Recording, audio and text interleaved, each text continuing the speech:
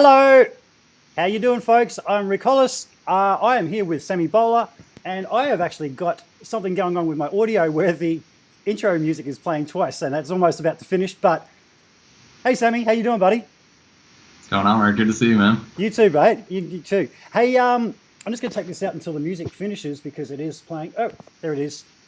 Cool, mate. Boom, split screen. There we go. Music has finished. Okay, I'm getting a really bad echo. I know what that is. That is because... done. Sorry, I had YouTube running in the background. I was wondering why I could hear everything twice. That really threw me out. Talk about a professional intro. How you doing, buddy? It's perfect, man. I'm doing great. That's rock and roll. Living on the edge. That's what I was saying earlier. We can't start right at 7. That's not proper. It's funny. I just got a phone call from my girlfriend saying, "Where are you? Where are you? Can't hear you." And I said, "It's rock and roll. It's rock and roll, man." So, mate, we got some people in the chat room already, which is good. You must have some friends who actually like to communicate with you online. I don't. I can't see the chat, so if my friends are messing with you, just ignore them. That's okay, man. I'm going to start straight off with a few of the comments that we've got here. Fisherman6798, Sammy, will you still be taking your Les Paul on tour with you? Yeah, definitely. Yep. Sure. And you can't only play one guitar, Well, you need a backup. Absolutely. Yeah.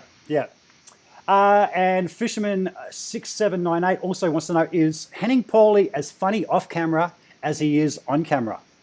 I think you can answer that one too. Yeah, I'm actually going to jump in there and just say that Henning Pauly is an absolute champion.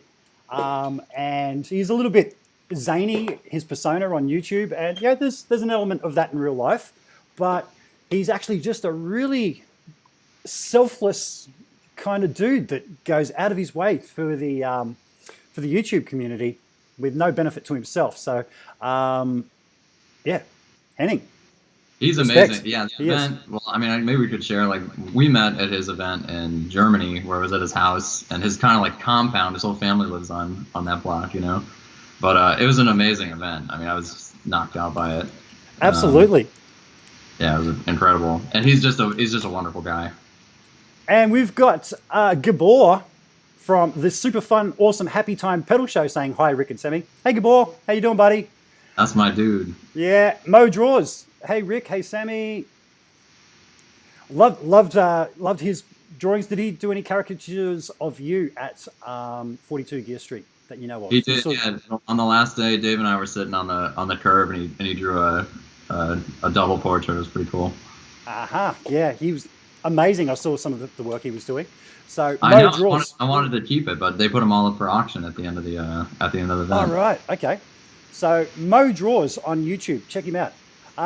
Also, Lauren Ariel wants to know, is your Gibson authentic? Do you play authentic?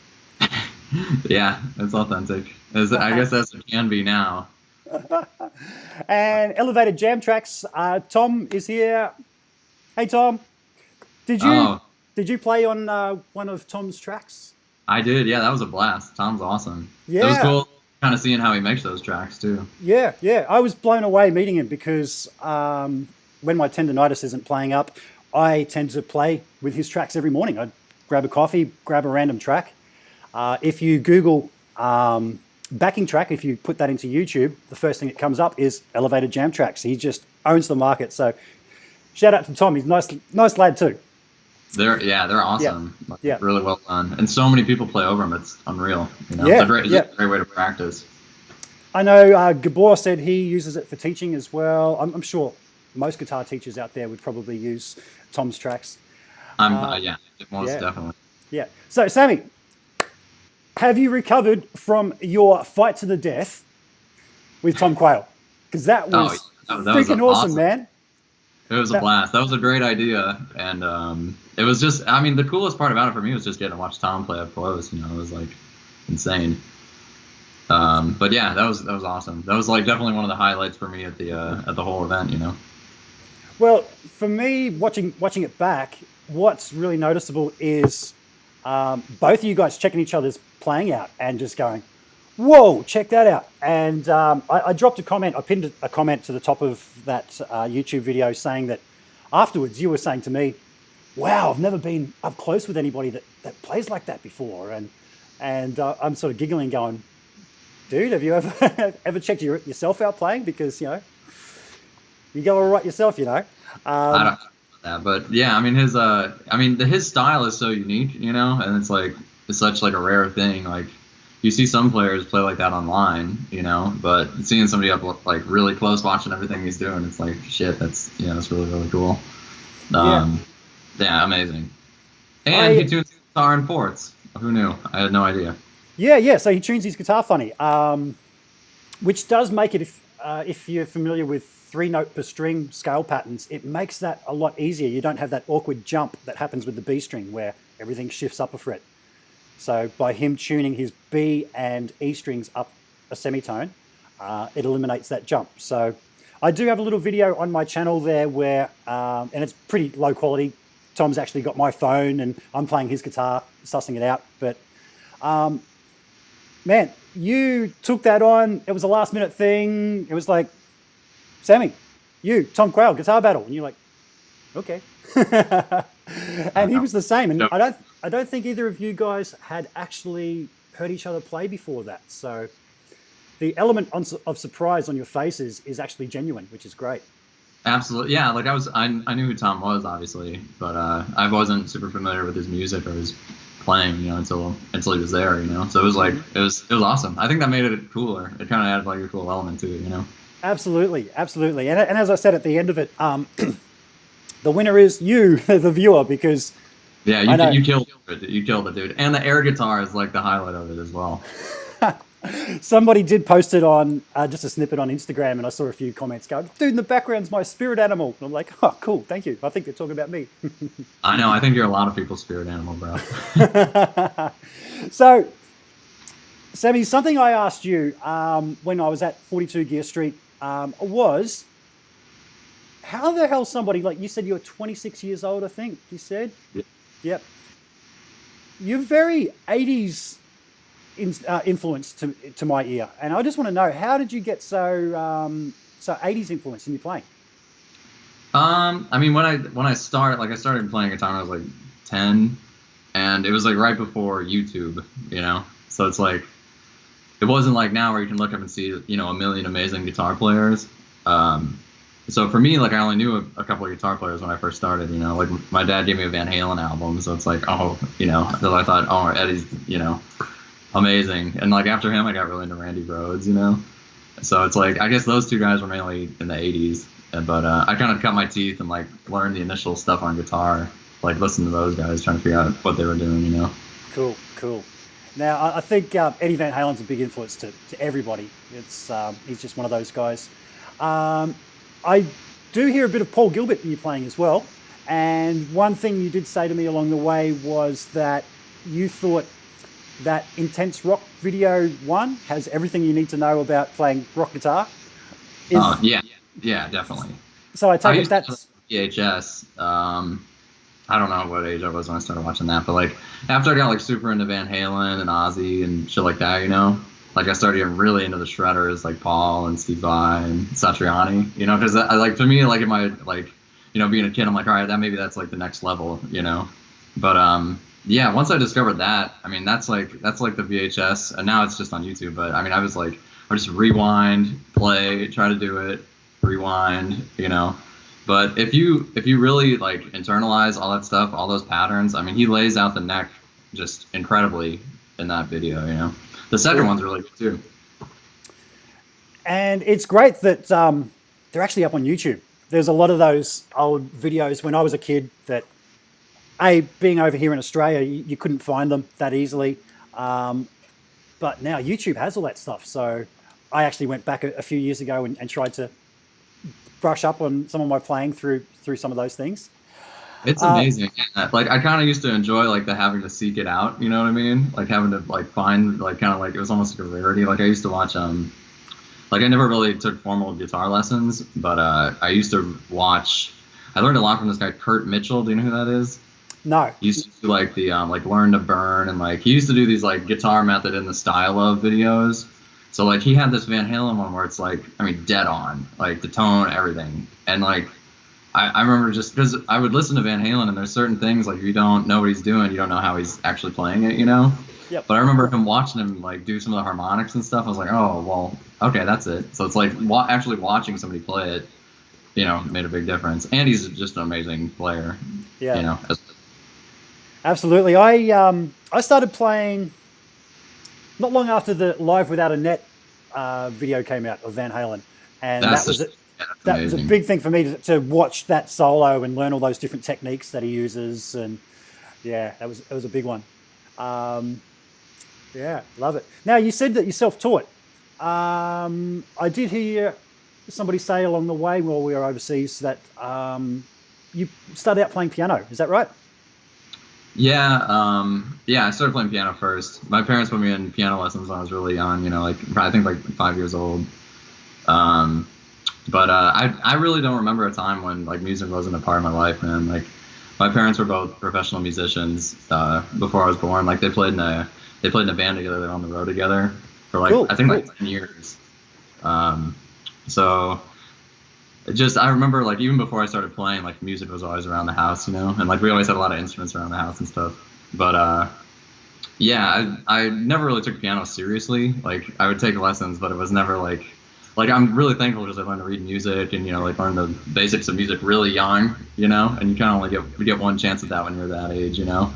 But yeah, so I played for like 5 years, and then I started playing guitar when I was 10 or 11, I think 11.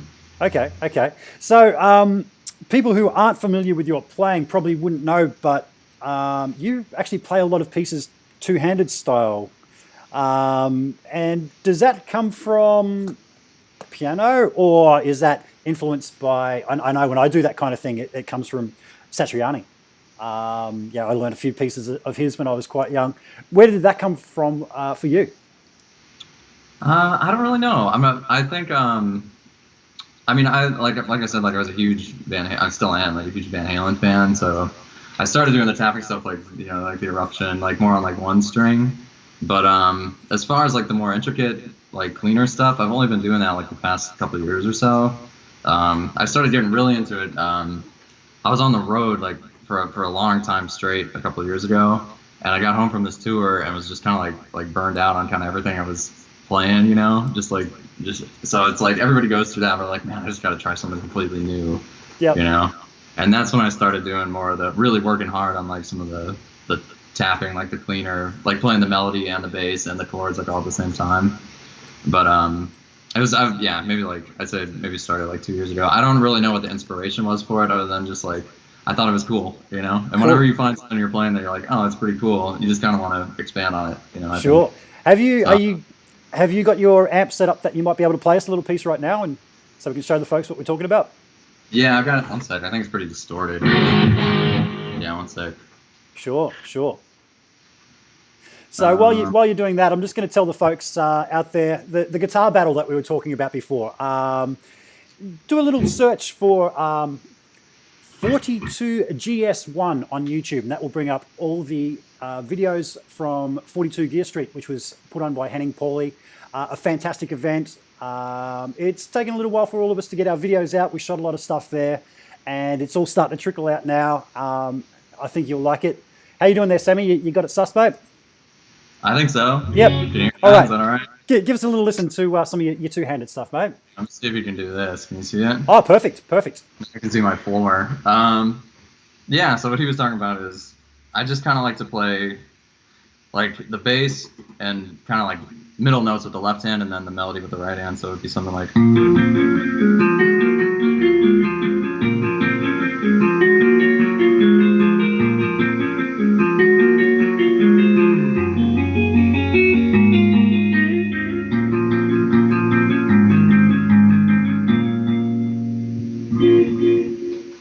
something like that. Cool. Love it. As I said, I wasn't sure whether you're inspired by Satriani on that kind of thing, because he had some nice things. I love Satriani, and I know he has done some pieces like that, right? Like I think one's called Midnight, which is awesome. But I've never like sat down and learned that exact piece, but I probably should, honestly. Yeah. I did take the time to learn to play a Day at the Beach, and I posted a cover of that on my YouTube channel. Is that's like double tapping too? Or It like, is. It is. Yeah. A friend of mine has got a Chrome Boy, one of the Ibanez Chrome Boys, and I borrowed that off him. And I didn't think I nailed it at the time. I remember sort of thinking, oh, the notes are right, but every time I'd go to do a take, I wanted to do it all in one take, and every time there'd just be one note here or there. I just go, and by the time I got to the end, I went, oh, I'm just not nailing this. Gave it back, and went, oh, I'm gonna have to borrow it another time, and posted it, and have been accused of faking it. A few people have actually thought that I was just miming along to the record, so I must have got it pretty close. well, I know you're not faking it, so you're fine. Those Chrome Boys are pretty sweet, man. I've always wanted to try one of those. Yeah. It was just that sound. I know as soon as I plugged in Ben's guitar and started playing it, it was like, there's that sound. Yeah. There Cool. it is. Yeah, it's awesome, man. Yeah. Just talking about two-handed techniques, I actually played in grade 12, my last year of high school over here in Australia. I played Midnight by Joe Satriani for my practical assessment on guitar. I thought you were gonna say talent show. You played it as like a jury. They call that like juries in the States. Yeah, no, this was just high school music assessment. Oh, okay. And my music teacher gave me a D. Failed me. Why? He said, that's not how you play guitar. What's that? Oh, wow. Yeah.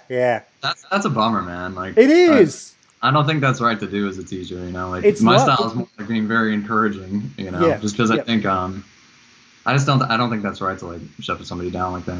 Yeah, Because yeah. who are they to say? You just clash with certain people, and that was one of those guys. I was a young kid that was doing all right on guitar, and he had his time and hadn't really achieved much, and just didn't get along. And yeah, failed me for that. I did, however, win the under 18 section of a guitar competition they had on the Gold Coast here, like a day or two later. Won a Fender Strat. I remember taking it to class and just like D. Playing that song?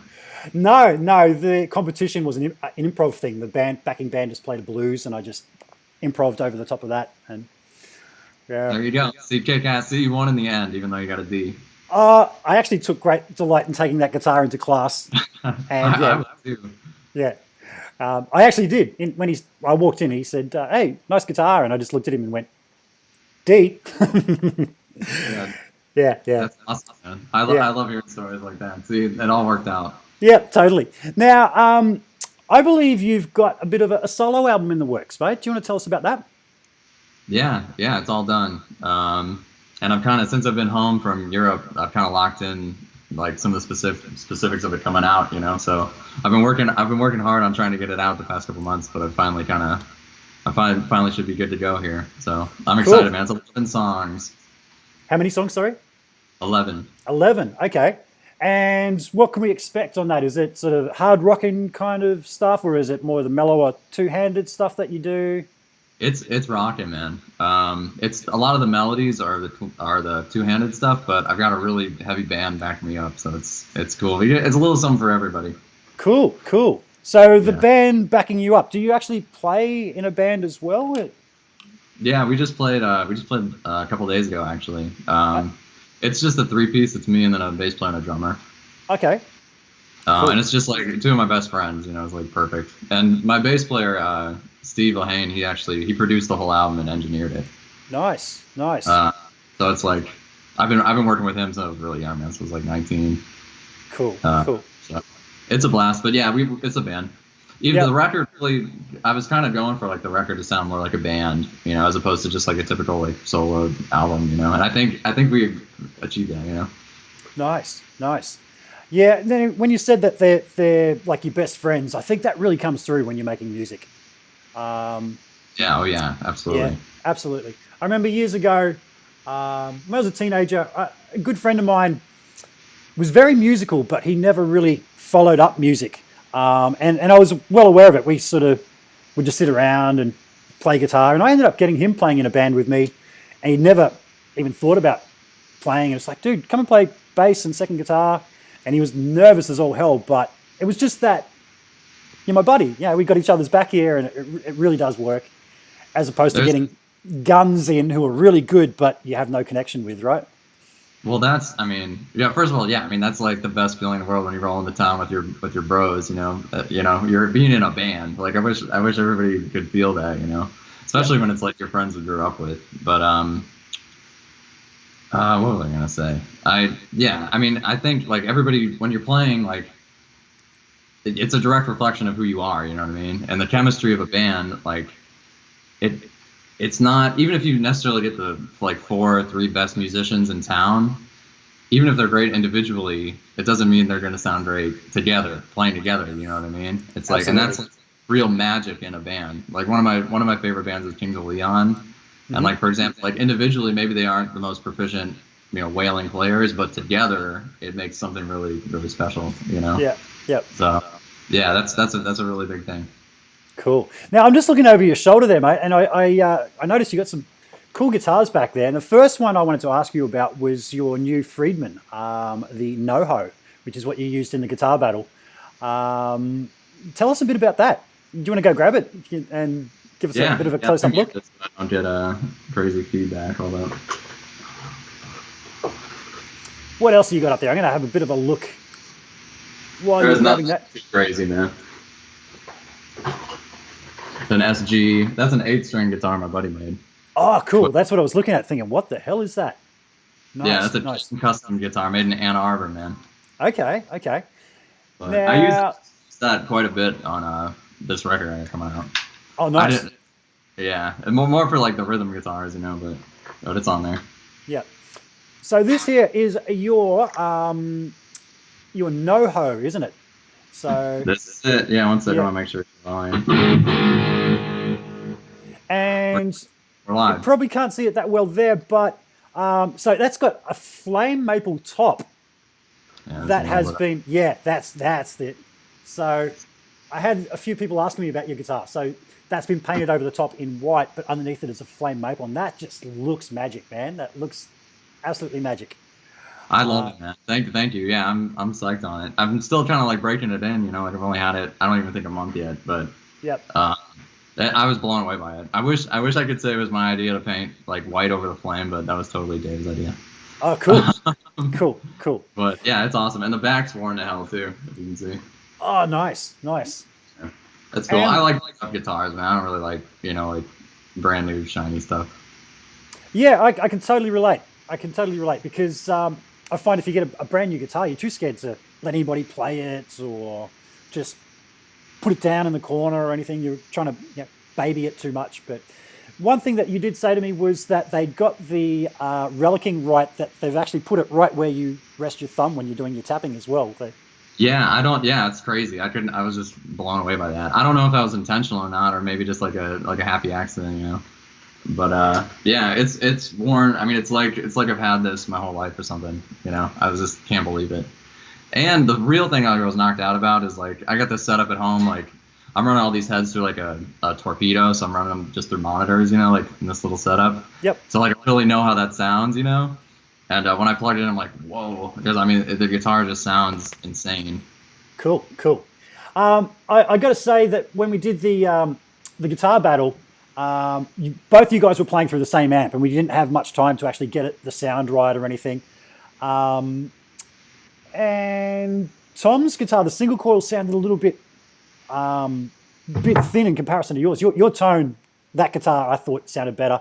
That's a preference thing, Some people might like the other sound of the single coils that he had going on, but yours just sounded really thick. And they're totally different sounds, and it's also like totally different like styles. You know what I mean? Like if I'm taking a lead, I usually just crank the fucking thing and go. You know what I mean? I've never been like much of like if I'm taking a solo, it's usually dimed out on the guitar. Yep. So there's a question from one of our guests here, and it's Alicia Louise. Man, you should Google her. She is a fantastic guitar player. Really funny little story. She's a friend of mine from over here. She asked me a couple of years ago if I knew of any awesome female guitar players to check out. And I said, yeah, you got to check out this chick named Nita Strauss. Oh, that's cool. A few days later, I woke up, I grabbed my phone and looked at Facebook, And there's this post from Nita Strauss saying, "Hey everyone, you should check out this chick guitar player named Licia Louise." And I'm just like, wait, that's not real. Wait a second. yeah. Am I still dreaming this? But anyway, Licia wants to know. She says, Sammy has lessons on his website, but it says page not found. Will that change? What are they, tabs or like video? Do you know? Don't know. It just says that. Actually, I think there's a way that I can get that up on the screen. Boom. Sammy has lessons on I'll his check it website. once we get off. I haven't. Yep. I need to. I'm kind of guilty. I need to start updating that website a little bit more. You know. Yeah, I know what you mean, mate. Mine is actually. I haven't paid for my website upkeep, and it's down at the moment. It's kind of a bit of a bummer. Now, how do I get rid of that comment? It's stuck up there. Go away. Just like that. Boom. Yes, Nita rocks, Licia says. Yeah, I gotta check her out, man. That's awesome. You said like blues, like kind of a blues guitar player? Yeah, I'd say that, yeah. I'm just checking out the if there's any other comments here, mate. Just going back. Mo Draw says, would love to have seen a battle between you and Mika. Oh, he's great. He's awesome. Yeah. So, Mo, I actually did film a little bit of a chat between the three of us. You being Sammy, myself, and Mika. It was a bit of a more casual approach in Henning's mum's backyard in the little marquee, and we were just talking about how you guys approach the fretboard. So I'll be putting that out soon if anybody wants to check that out, because everybody... Oh, yeah, I didn't see that. That was awesome. Yeah, that was like the day. Yeah, it was really fun. Yeah. I still haven't cut it up yet. The audio's not as good as the other stuff. There's a bit of noise in the background, but I think it was a really good, just casual get together and talk about how you guys approach the fretboard. And he's a great player, man. He's awesome, and just a super cool guy too. Absolutely. Now that just reminded me of something. It was just after that, I think, that we went out to dinner, and you were sitting on one side of me and Mika was sitting on the other side. If anybody out there doesn't know who Mika is, check out Mr. Fastfinger. He's this little cartoon character that I discovered online about 10 years ago. It'll blow your mind. That's Mika. I don't even know how to say his surname. I'm just going to call him Mika Fastfinger. But I had this really weird thing where you told me a story, then I turned around and he told me almost exactly the same story. And that was both of you guys had teched for Steve Vai recently. Now I'm thinking, right, was it I met him, I don't know, I guess it was a couple months ago now at Sweetwater. It was amazing. Yeah? How did that come about? Dave helped design his, he's doing like a new module through Synergy amps, and Friedman's pretty involved in that. Yep. And I was doing a clinic at Sweetwater. It's 2 days. So on the second day I was doing a clinic. And the first day I was just going to be hanging out, you know. But Steve was doing a bunch of press and a performance on, I think it was a Friday. He goes, "Hey, you want to look after Steve Vai for a day?" I was like, "What?" You know, because he's like one of my heroes, you know. So I just somehow the job landed in my lap. But I will say, dude, watching him play up close is like, I mean, there's serious depth. I mean, it's just insane watching him play up close. Absolutely. Just seeing anybody up close can be mind blowing, I think. Especially like somebody as prolific as him. You know, it's like, you know, I mean, it's one thing. Like I've seen him play live before, you know, and it's like incredible, obviously. But watching him also like set up an amplifier, get his tone right. Yeah, right. And when we were doing that, Eric Johnson was kind of sound checking too. No way. Yeah, it was awesome. It's like, and same thing, like Eric, what's cool is like he'll hit a note and then he'll move to different parts of the stage to see how it sounds in different parts of the stage, you know? Cool, it's like, cool. Wow, that's amazing. And what did you pick up from Vi, the way he sets up his sound on stage? Was there any little quirk of his that you picked up on? Quirks? Actually, yeah. I asked him, I'm like, hey, how do you set? He has a whammy pedal. This is I don't know if he wants me to tell you this, but oh well. So he has a whammy pedal, and a lot of people think like he's pretty famous for playing lead, and then he'll hit the whammy pedal, he'll jump and back. Mm-hmm. But what he does is he doesn't even use the actual like I don't know what the word is, like foot piece for it. He just uses the momentary switch, he sets it to fifth. So he'll just press the button, he'll be playing lead, and then he'll jump up a fifth and then back down. Oh, nice, nice. Cool, Yeah. cool. So you can do that with, they have a small whammy pedal called the, I forget what it's called. Ricochet. You know, Ricochet. Yep, that's it. Yep, you can do yep. that with that actual pedal. So I have that one, so I've been trying to mess around with that. You know? Okay. I've thought about getting a Ricochet particularly for that, because you can set the ramp time, like how quick it goes up and releases. And I believe Steve Stevens has got one of those on his pedal board, yeah? Have you seen that? That's what he uses. Steve's a buddy of mine. I've never seen his actual big rig, but yeah. I just put it on my board too, because it's like, I don't like anything that can go wrong will, you know, when you're playing live. So I've never used like the normal whammy pedal, because I just know myself, like if I'll have it set wrong, I'll go to use it. But the Ricochet you can pretty much just tape down and it's set, you know what I mean? You don't have to mess with it. So that's like more my style. Cool, cool. Now, man, how did you deal with the jet lag when it came to coming over to 42 Gear Street in Germany? Did that really knock you about? I know I was dead to the world. Probably the first night I was there. I get it terribly. Some people don't get it so bad. I get it really bad. Like we got off the airplane. We flew overnight, so I think we got there like, and I can't really sleep on planes, of course. So it's like, I think we got there like 9 a.m. Germany time. Yep. We went straight to Henning's, and Dave and I were just like falling asleep on the couch, you know, just like laying on the couch. But most people say you just need to stay up and that'll fix it, you know what I mean? But I've never been able to do that. So I'm like, Dennis, we went back to the hotel and Dennis is laughing because I'm like falling asleep like this in the car in the front seat, you know? But I slept for like 5 hours and then I was all right. I woke up and Dennis was at the bar with Dion from Two Notes. So I hung out with them for a couple hours and went back to bed. Yeah, that was all right after that. I got it worse coming home. It took me like days to get used to. I was messed up for days when I got home. Yep. Yeah. It seemed like I'd only just gotten used to it over there, and then came back, and then took me days again to get used to it.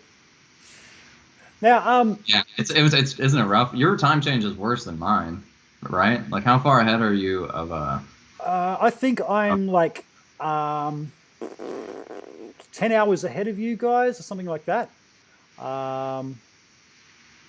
I don't know. It's 9:52 a.m. on a Friday here, if that gives you any idea. Yeah, I think you're actually 9:50. Okay, so you're actually 14 hours ahead. Yeah. Okay. That's wild. You're in the future. I am in the future. That's what I kept making the joke when we was over in Germany about the Back to the Future joke, pulling out a photograph and seeing if the picture was fading. It's like, oh no, I've changed the space-time continuum. I know. You need to tell me if Trump's still president. No, I'm just kidding. Now, we talked about Mika and Tom Quayle over at 42 Gear Street. There was a couple of other really good players there. RJ. I'd never heard RJ play before. It was funny. The guy who I sold my small box amplifier to actually fund the trip was telling me about RJ, and also Jay Leonard J was a really, really cool guitar player as well. Amazing, Did you hear any of those guys play? As well. I mean, yeah, amazing. RJ's a ripper, dude. He lives in Nashville. I tried to hook him up. A lot of my friends have moved to Nashville like in the past year, so I'm trying to hook him up with some of my friends down there. But now he's kind of doing like the YouTube thing full time, so I don't think he's trying to play out and rehearse and all that so much. But yeah, he's amazing. Amazing. And Jay as well. Jay's kick ass, and Jay plays like every instrument and sings. Oh, really? Yeah, like really well. It's like awesome. I'm always blown away by guys like that. And what really struck me is just how nice everybody there was. All these big YouTubers, like, everyone was just really nice. Yeah, and sometimes when you get, especially in things like that was my first, like, I don't know, conference or whatever I'd been to like that, but usually when you get that many people together, there's usually like, you know, at least somebody doesn't get along, but with that, it was not like that at all. It was like, you know, love and peace the whole time. It was really cool. I was really knocked out by that too. Yep, absolutely.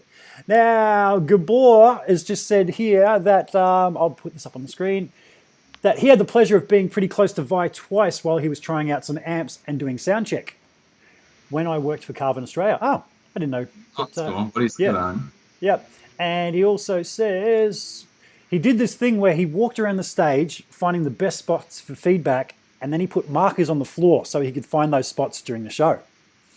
That's cool. Nugent does that too. Ted Nugent's known for doing that. Oh, really? Yeah.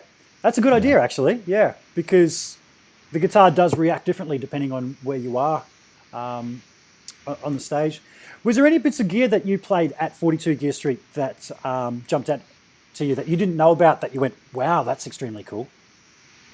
Yeah, the Henning's got one, I don't know how to pronounce it, Ton Fuchs guitars. Yep. Is that how you pronounce it? Do you know?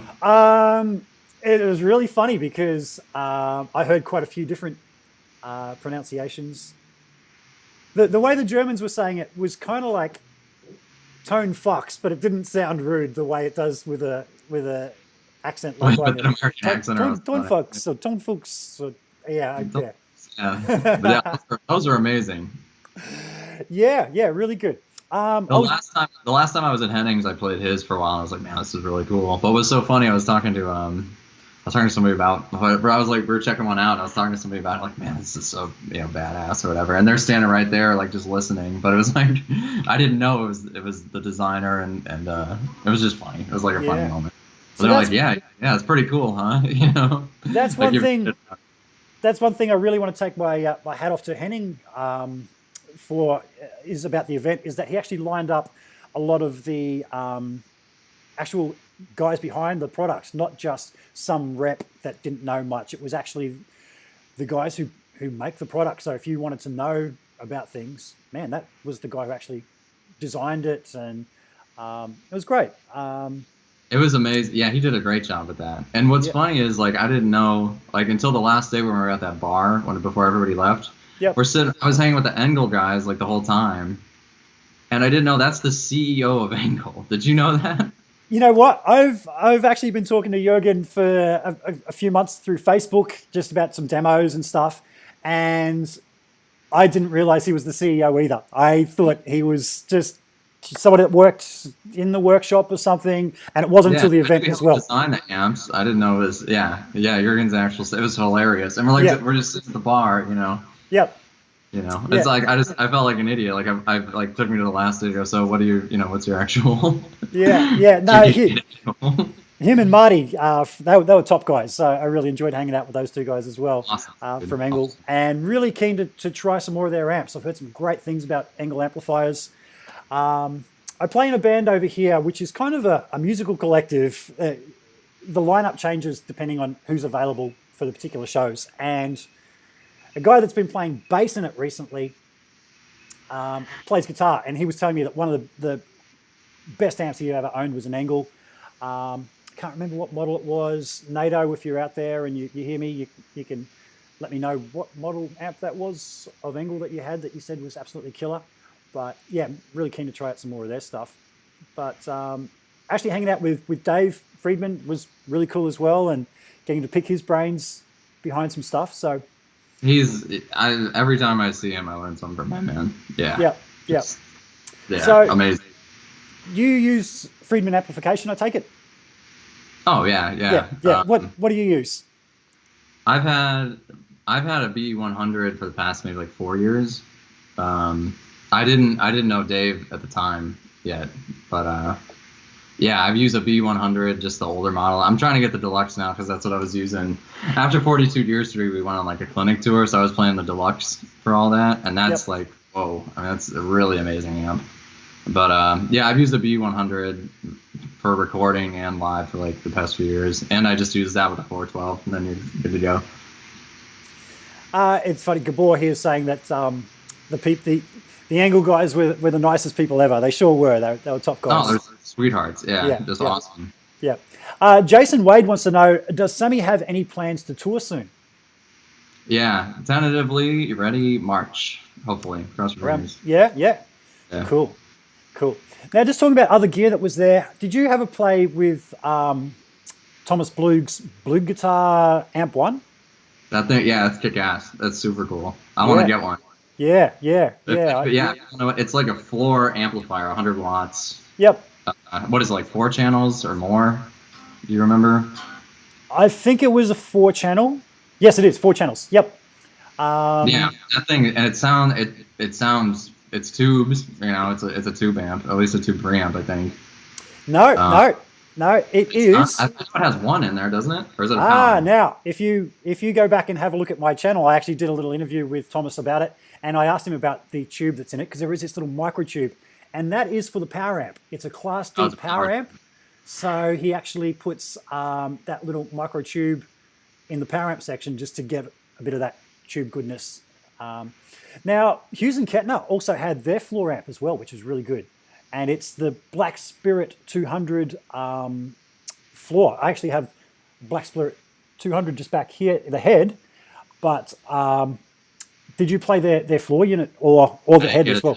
It looks cool. I just saw they just launched it, like, I think a couple days ago, right? Yeah, yeah. It looks awesome. Yep. Yes, Gabor saying nanotube. That's exactly what the tube was called in the amp one. Okay.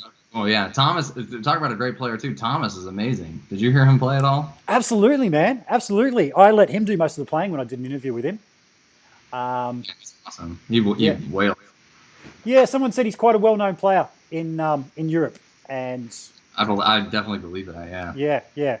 And I think it really helps if the designer of the product is actually a good player as well. Having said that, Leo Fender didn't play guitar. Is that really? He didn't play guitar at all? Yeah. So he was strictly running off the feedback from players. Really? Yeah. That's amazing. I didn't know that. That's crazy. Yeah. So I mean, we all know he came up with the Fender, the Telecaster or the Broadcaster first up. Then he got feedback on that for a couple of years, few years, and then came out with the Stratocaster. And that's amazing. Who would have thought? I mean, I would have never guessed that, obviously. But yeah, that's crazy. I didn't. Yeah. He was testing with his friends and players the whole time. Yep. Never learned to play over the years, or no? I don't think so. That's insane. Wow. Yeah. So, mate, I'm just. You though, I think it's good if like the designer really plays, you know. Yeah. Or anything, pedals, amps, whatever. Especially amps, because there's a feel thing that goes on with amps that wouldn't really come across to the layman. And it's just the way the amp reacts to your playing. And I think that's the big difference between, say, modelers of past. That modelers are getting better. It's still not quite there. It's damn close. It's just that feel thing. I think you might have to be a player to actually get that. To understand that, yeah, definitely. Yeah. I'm with you too. Like I like plugging into a real amp and just blasting. You know, it's hard to get that same feeling with. I've never really messed around with modelers much, but I'm not a huge fan. Like, you know, I've only spent maybe like an hour total playing through modelers, but. Yep. I mean, they obviously have a purpose, you know. But I think if you're going to play the gig, you gotta bring an amp and go, you know. Yeah, I think so. My thing with modelers is the way it sits in the mix. If you just play it and go, hey, I'm just playing by myself, this sounds great. It does sound great.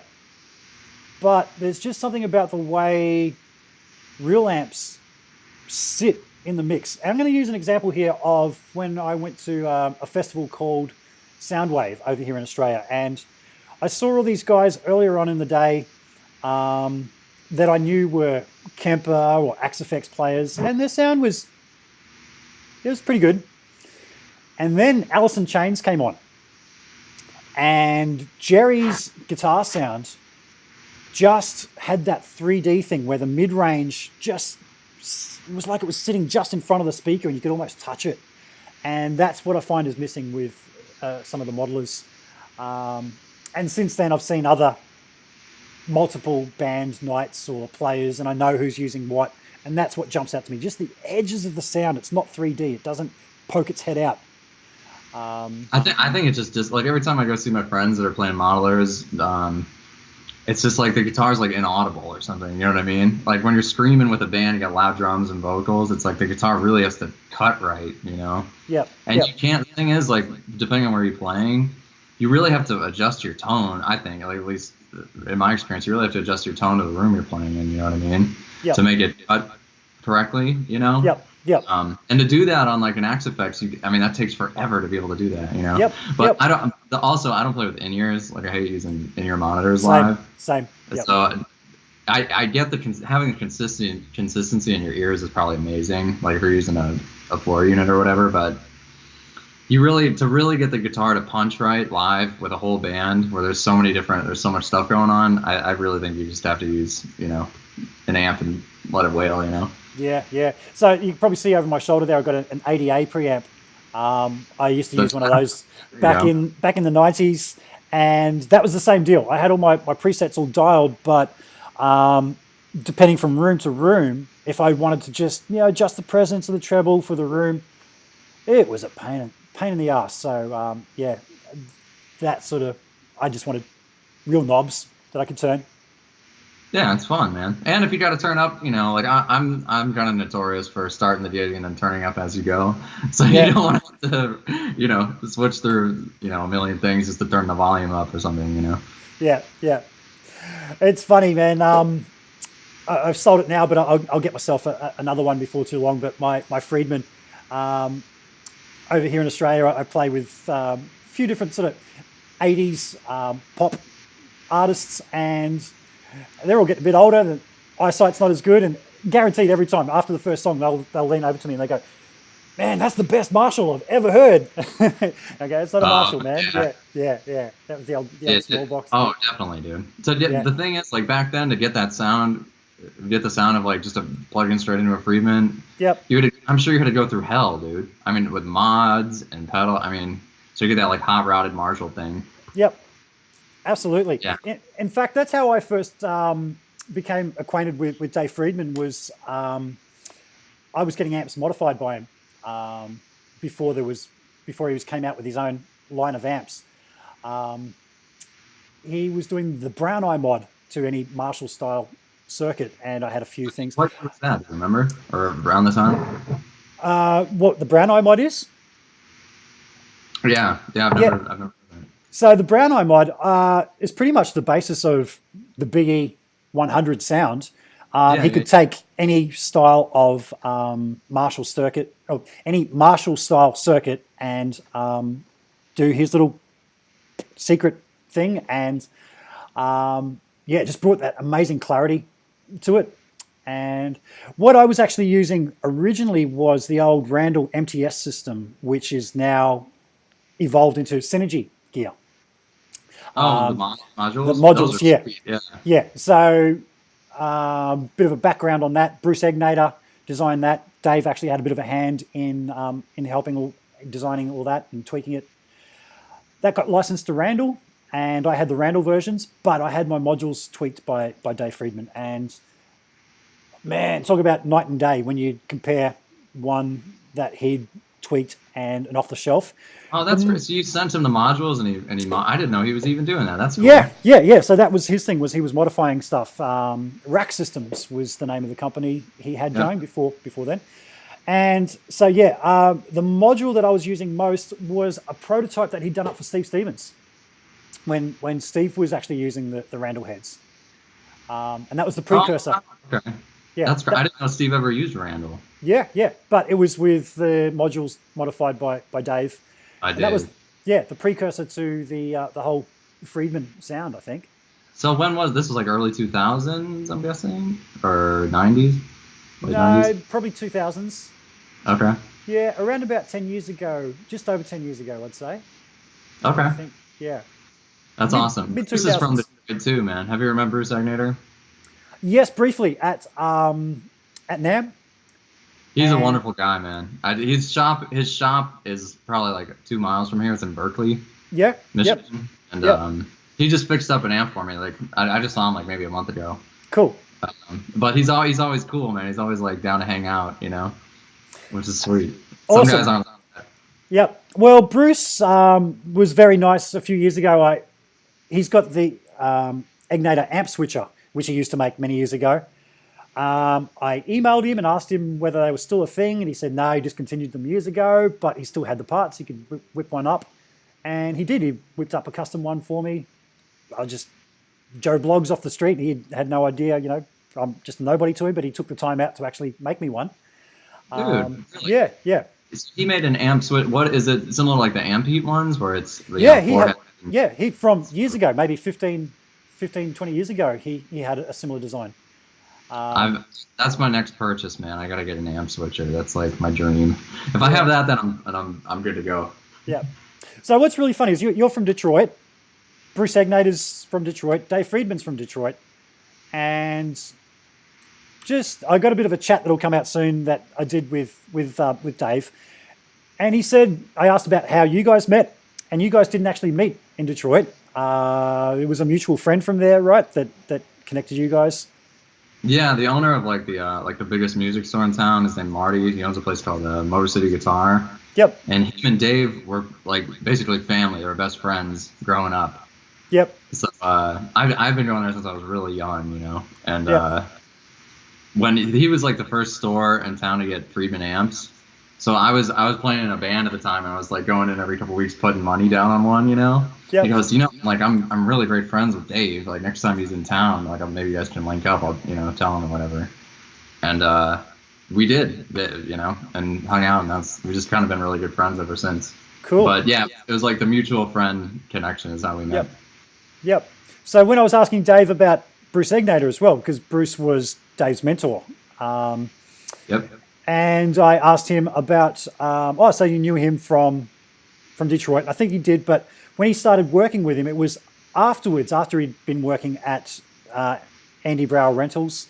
Correct, yeah. Yeah, so it was they reconnected in LA. And I thought maybe their connection, it goes back to Detroit, but they reconnected later afterwards. And small world, everyone seems to come back together, I think. It's a small world, man. Yeah. Bruce has known Dave since they were both, I mean, they were really young, I think. Or like, yep. I don't know, like early 20s, or Dave was in his early 20s, I think. Yep. Or maybe even younger. He might have even known him when he was in high school, like going over there. I'm not so totally sure on the time, but I know like Bruce was kind of like a mentor to Dave when he was first starting out, you know. Yeah. So, do you keep your eye open on what other hot guitar players are out there and try and keep abreast of, oh man, check out this guy, what this guy's doing, that guy's doing? Is there any guitar players that people generally don't know about that you think people should know about?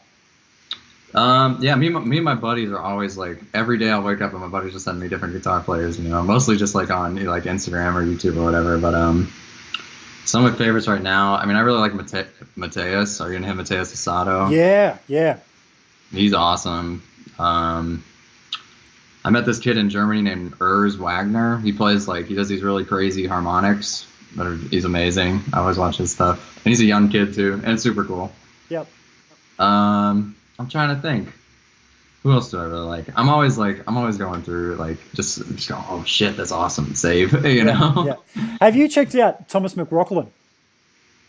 I'm familiar with him. Yeah, I do know who that is. Yeah. He rips. He's awesome. Oh, dude, he was in the guitar mags when I was first starting to play in the late 80s, early 90s. It's like a kid, right? He was a kid, yeah. And they used to dress him up like Steve Vai and all this kind of stuff. And I think he was mentored by Steve.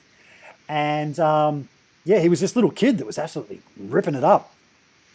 But he's all grown up now and great player, just awesome player. I didn't hear from him for many years. I think he actually dropped off the radar for many years. He was just managing music stores and the like, and got sidetracked with producing stuff, as a lot of us do. But yeah, he's one of your favorites. He's awesome, man. Yeah. And he's got like a cool personality too. Like some of the stuff that's pretty fun. Yeah. Him, Doug Rappaport. Love Doug's playing. He's amazing. Yeah, he used to play for Edric Winter. Yeah. He does. Yeah. Yep. I met him at NAMM. I was watching him play up close too. He's awesome. Really powerful, you know. Yeah. It's funny, a friend of mine that I did a chit chat with a couple of weeks ago, Dave Leslie from Baby Animals. I find a lot of these really good players are constantly trying to keep getting better and taking lessons. And he told me he actually took a few lessons off Doug via Skype online, and just what a badass player he was. Oh, that's cool. I didn't know Dave taught online. That's cool. Yeah. You always gotta be searching for something new, man. No matter what, whether it's taking lessons or, you know, I think you can learn from no matter who you're playing with, you know, or anybody you meet, you can learn something from them, you know. Absolutely. It never ends. Yeah, I took a Skype lesson, a couple of years ago now, off a guy in Sydney over here, James Norbert Ivanyi, and he's also a Friedman player. I saw him online and just went, oh my God, what the hell was that? He was just getting around that fretboard so damn quick.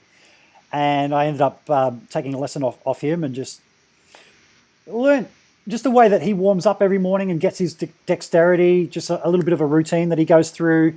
Takes about 10 minutes to go through, but when I'm feeling a bit sloppy, I always do that. And yeah, I just find that at the end of it, hey, I'm feeling a bit more fluid. It's just some absolutely great players out there.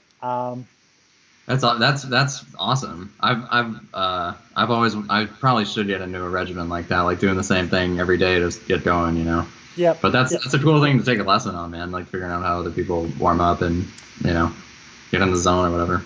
Yeah, I think when I did a bit of an interview with, it wasn't really an interview. We were just sitting around having a chat at 42 Gear Street with you and Mika. I asked you guys about how you practice, whether you have a practice regime. I'm trying to think what the answer was. I do believe we had a few beers and whiskey flowing there, so I have to go back and. I practice regimen like now. Yeah. Is there something that you go through when you practice? How do you practice? I don't know. When I was young, I definitely did the, you know, play 10 hours a day, exercises, so, you know. Oh, is that the Steve Vai? Was that the Steve Vai 10-hour workout? No, I've never read that. I probably should check that out. Okay.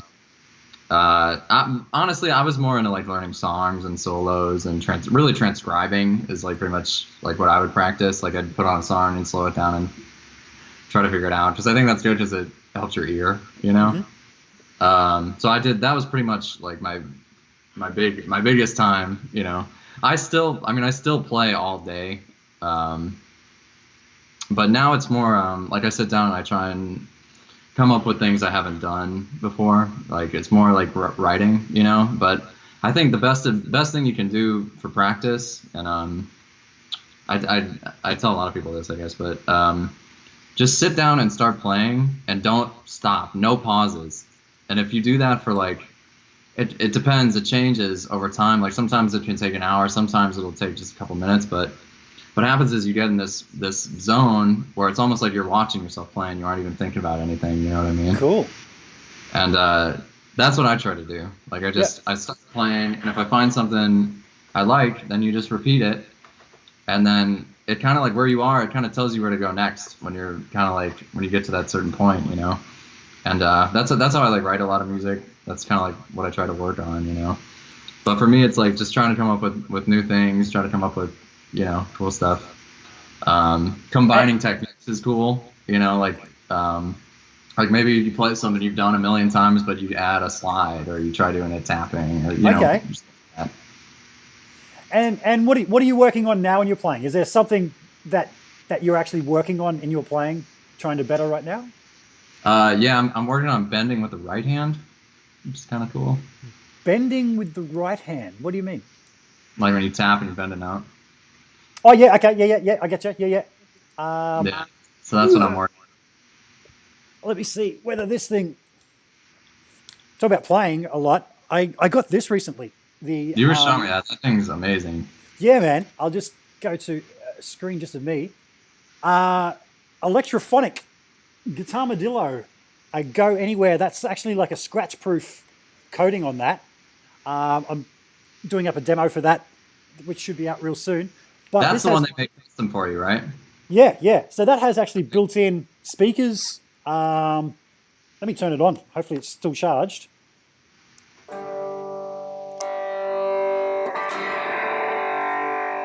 I'm not sure if you can hear that. Oh, I can hear it. Yeah, it sounds good.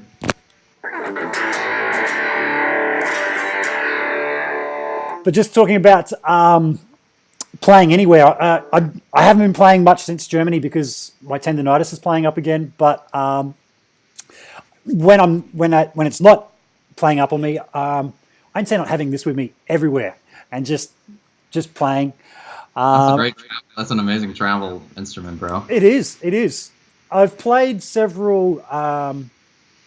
Man, back in the 90s, I had one of those Fernandez guitars which had a speaker in it. It sounded terrible.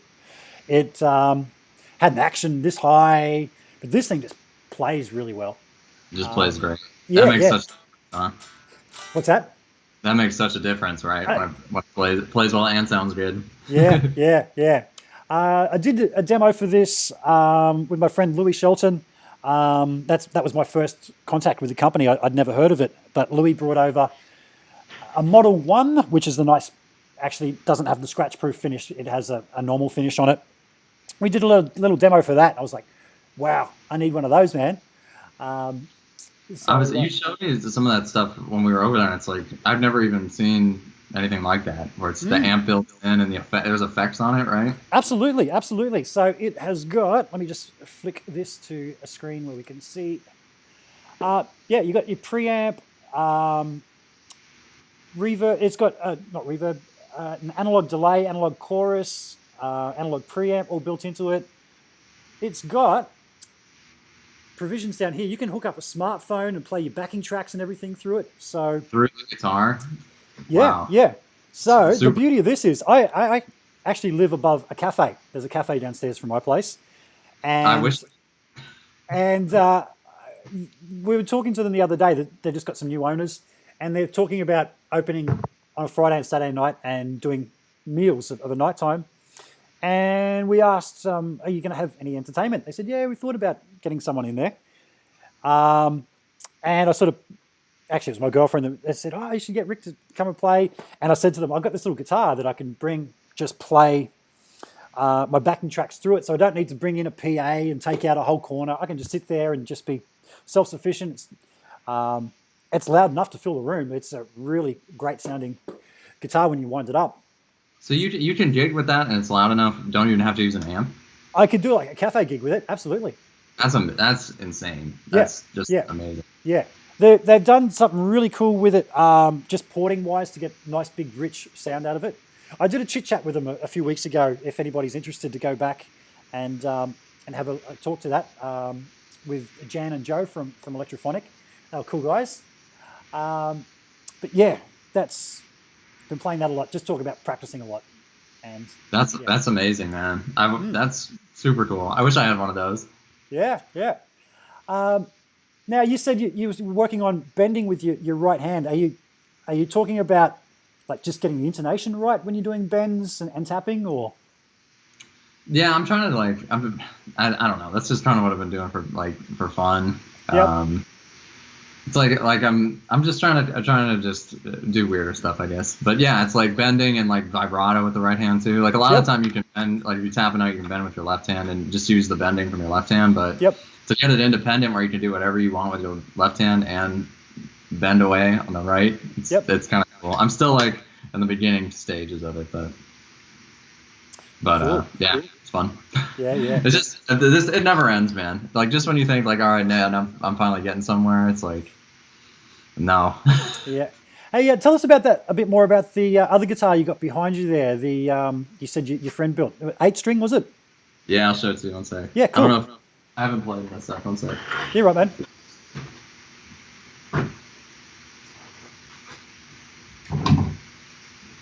So my buddy Dave made this in Ann Arbor. Yeah. 8-string. Look out. Nice.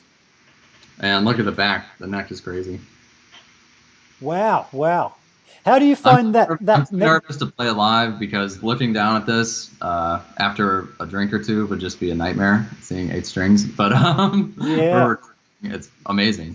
Particularly if it was fanned frets, but that's not fanned frets, is it? No, I've never played a guitar like that. Have you? Yeah, just recently. I had a guitar here from a great Australian builder called ET Guitars. I brought back one of their guitars with me from the Melbourne Guitar Show. Just to use for a little while, and it had the fanned frets, and everyone that plays them says the same thing. As long as you don't look at it, it's fine. as soon as you look at it, you're screwed.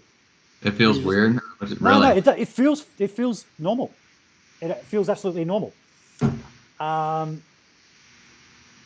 It's just as soon as you look at it, it throws you off. You're like, oh. Have you ever played a guitar with a scallop neck?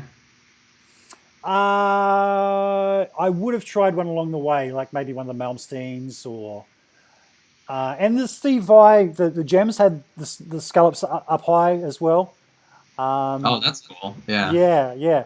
I actually copied that on my very first guitar, first electric. I took out some sandpaper and Did you scallop it? I did. I still got the body for it in the next room. It's not in this room, is it? No. I'm going to get that guitar working again. It's a great. It was my first You guitar. scalloped just the top. You didn't scallop the whole thing, right? Just up high. Just up high. I'm going to go grab it. It's just around the corner. 1 second. You can entertain the folks by playing a little something. All right, I'm not playing this thing. Hold up. You're not playing that thing? Okay. You don't want. I think this is super out of tune. 1 minute. Okay, you're right. I just want to hear Sammy play some more. He's a fantastic player. Oh, thanks, man. All right. Entertain the folks. Entertain. All right, I'll play this thing. Here we go.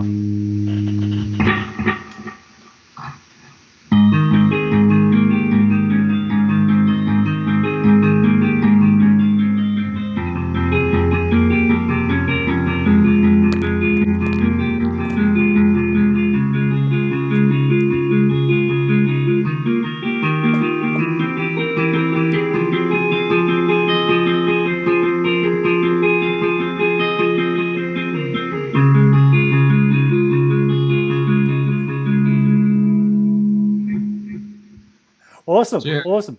Be back next month. No, I'm just kidding. I ran out the back there. This was my first, this is what's left of my very first electric guitar. And when you look up. Oh, there it is.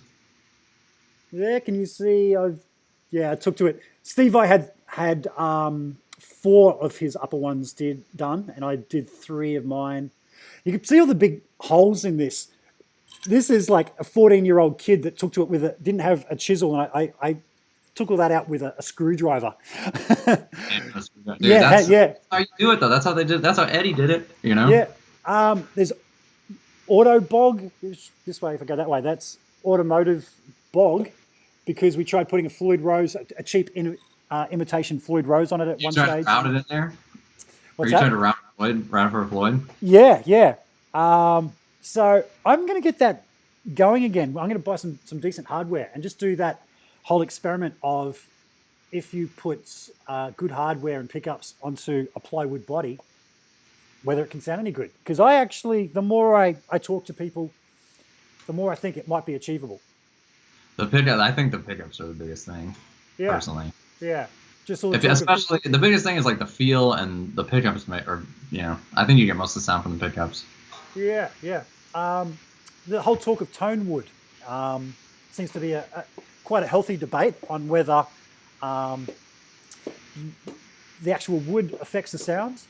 I don't know anything about it. Yeah, I know people talk about that all the time online, but I've just never dived into it. Never tried to learn anything about it.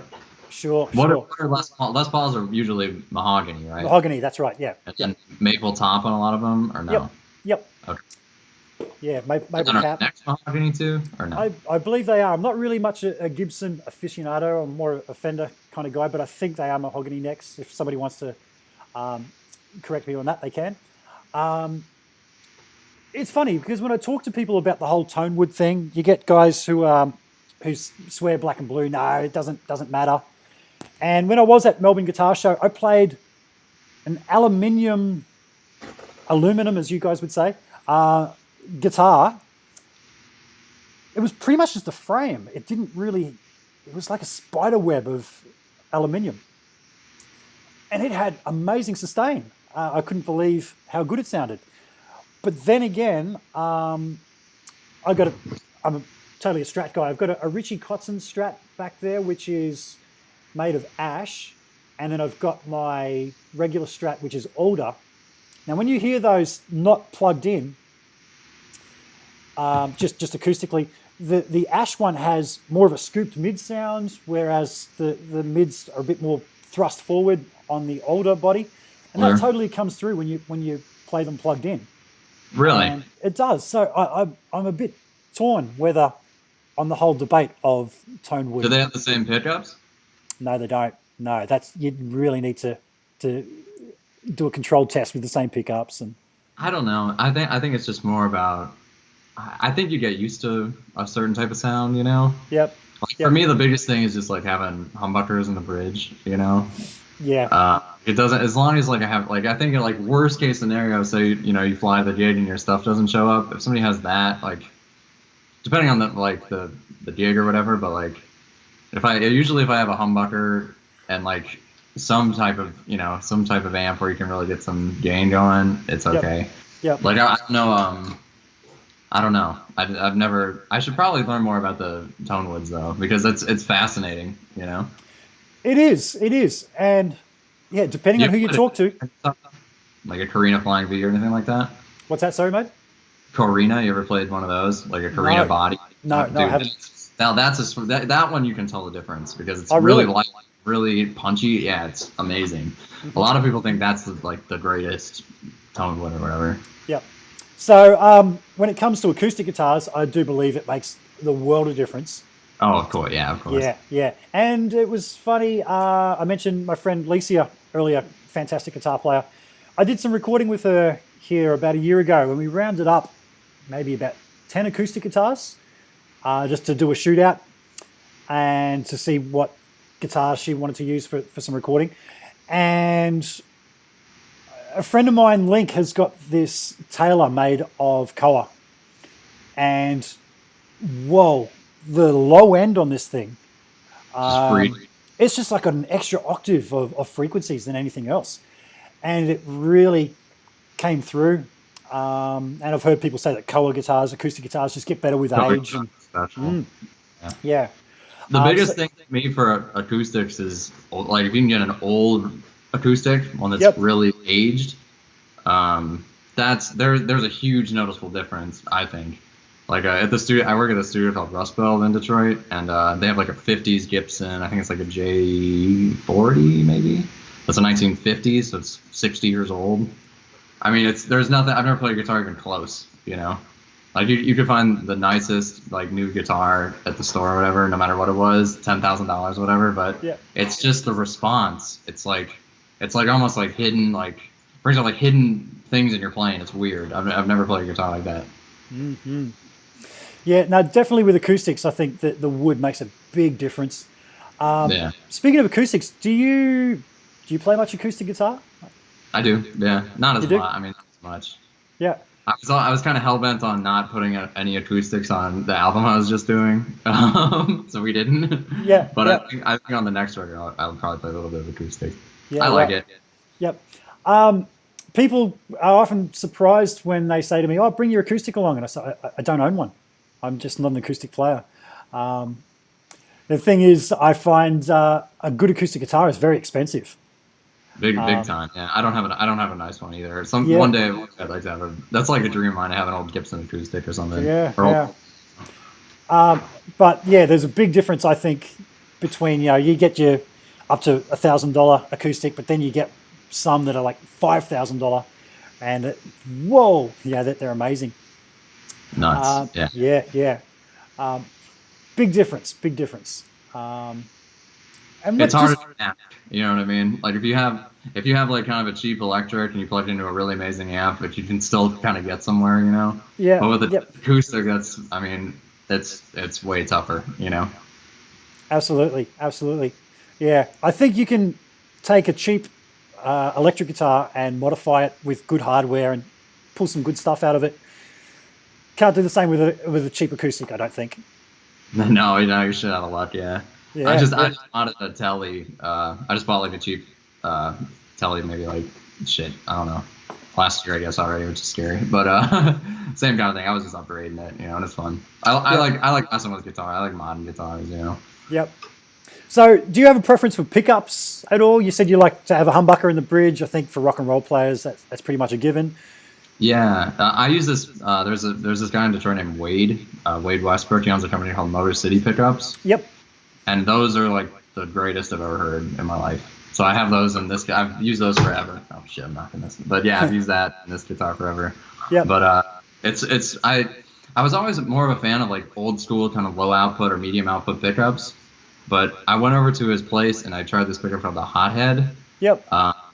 Which is I don't know the actual output, like I don't know the details of it, but I mean just it's like all of a sudden like the amp sounded like it's supposed to sound, you know what I mean? So that's what I use in the bridge, and then there's another model he has called the Apueyu, and that's what I have in the neck. So yeah, I'm usually my two like kind of go-to things is I'm usually like if I'm playing distorted, I'm usually in the bridge, and then for the clean stuff, I'm usually in the middle. But I have taps in like my guitar, so I have the neck tapped and then the bridge full on in the middle. Cool. So that's what I've used forever. And then in the NoHo, Dave designed the pickups in that, and those pickups are incredible. And I'm pretty sure you can buy the pickups now. Like you don't have to buy a guitar to get the Friedman pickups, you know. Yep. Which they should be selling them like that because it's awesome. Really I plan on getting some of his pickups just to try out, because I was doing a bit of a play at 42 Gear Street on through one of his amps, and I sort of turned to Dave and said, "Man, that's such a sweet, how do you get that breakup in that amp and all that?" And he kind of looked at me and said, "Hey, it might have something to do with the pickups," and it was one of his guitars. Really? Oh, okay. Yeah. It's true, man. The pickups make a huge difference. Yep. For sure. Yep, absolutely. I'm just going to have a look in the little chat here, mate, and just see if there's anything that anybody has thrown at us.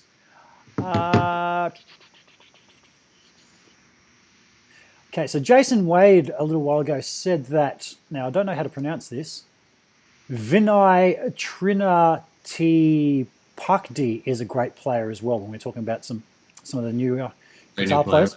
Yeah, I have to check him or her out. What is the name of your friend that plays blues? Alicia. Licia Louise, she goes by. Licia Louise. Yeah. My favorite. I have a friend in Detroit named Joanne Shaw Taylor. Are you familiar with her? No. She's an amazing player. She's like super famous in Europe. Okay. She's like a blues singer and guitar player. But check her out, man. My buddy just did her record. Yeah. And the bass player in my band plays with her on the road too. But they just got back from like the Joe Bonamassa cruise or whatever. Cool. And check her out, Joanne Shaw Taylor. She's awesome. Okay, I will. Man, I saw Joe Bonamassa only a couple of weeks ago. Actually, days after coming back from Germany. How was it? Man, I posted a little video. I stupidly thought I was going to see Joe Satriani. My friend said to me, "Hey man, I got a free ticket to go see Joe. Do you want to come along?" And I went, "Yeah, I'll come and see Joe." And it wasn't until that day that he said something about Bonamassa. I said, "Dude, the Joe Bonamassa we're off to see tonight." Oh, like, yeah, you want to go see Joe? Yeah. Yeah. Now, the funny thing is, I posted something about that on Facebook. I'm not sure if I've got a mutual friend with Joe Bonamassa, because when he did the introductions of the band, he went, "Hey, and I'm Joe Bonamassa, not Satriani." And I was like, hang on. Are you saying that because you heard that there's somebody here? Because you heard me talking about it or me posting? Yeah. Funny. But I had front row center seat, man. And wow, I wasn't really into his playing beforehand. I hadn't heard that much. But up close, watching him, you were saying about watching guys up close, right? The skin on his face trembles when he plays. He's picking so hard. You can't see it in videos, but you can just see that he's just so into it. And I was blown away by his singing as well. Fantastic singer. That's amazing, man. My friend Greg just started playing drums for him because he usually plays with Anton Fig. Okay, so yeah, he had a different drummer. Yeah, so that's a friend of yours, is it? Correct. He's a Nashville guy, but I was asking him. I didn't realize he was playing with him, but did you see the video of Joe and Eric Gales playing on the cruise? That video.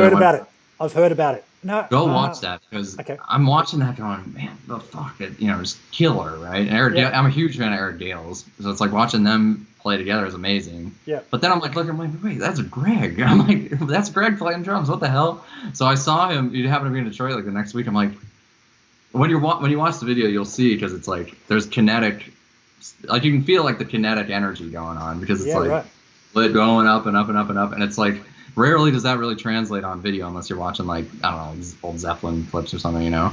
But that has some, like, did that feel like that on stage when you were like? Did you realize it was like that when you were doing it, like playing? He goes, definitely, like 100%. Like it was a special. You know? Yeah. I've got a question here from Fisherman6798. Since several of your friends from Detroit have moved to Nashville, would you ever consider leaving Detroit? Good question. I love Detroit. You know. Yeah. I've had a lot of friends try to get me to move down there, you know, but I don't know. I have a cool spot here, you know. Yeah. I don't have any family here anymore, but I mean, I feel like it's still home, you know. It's like.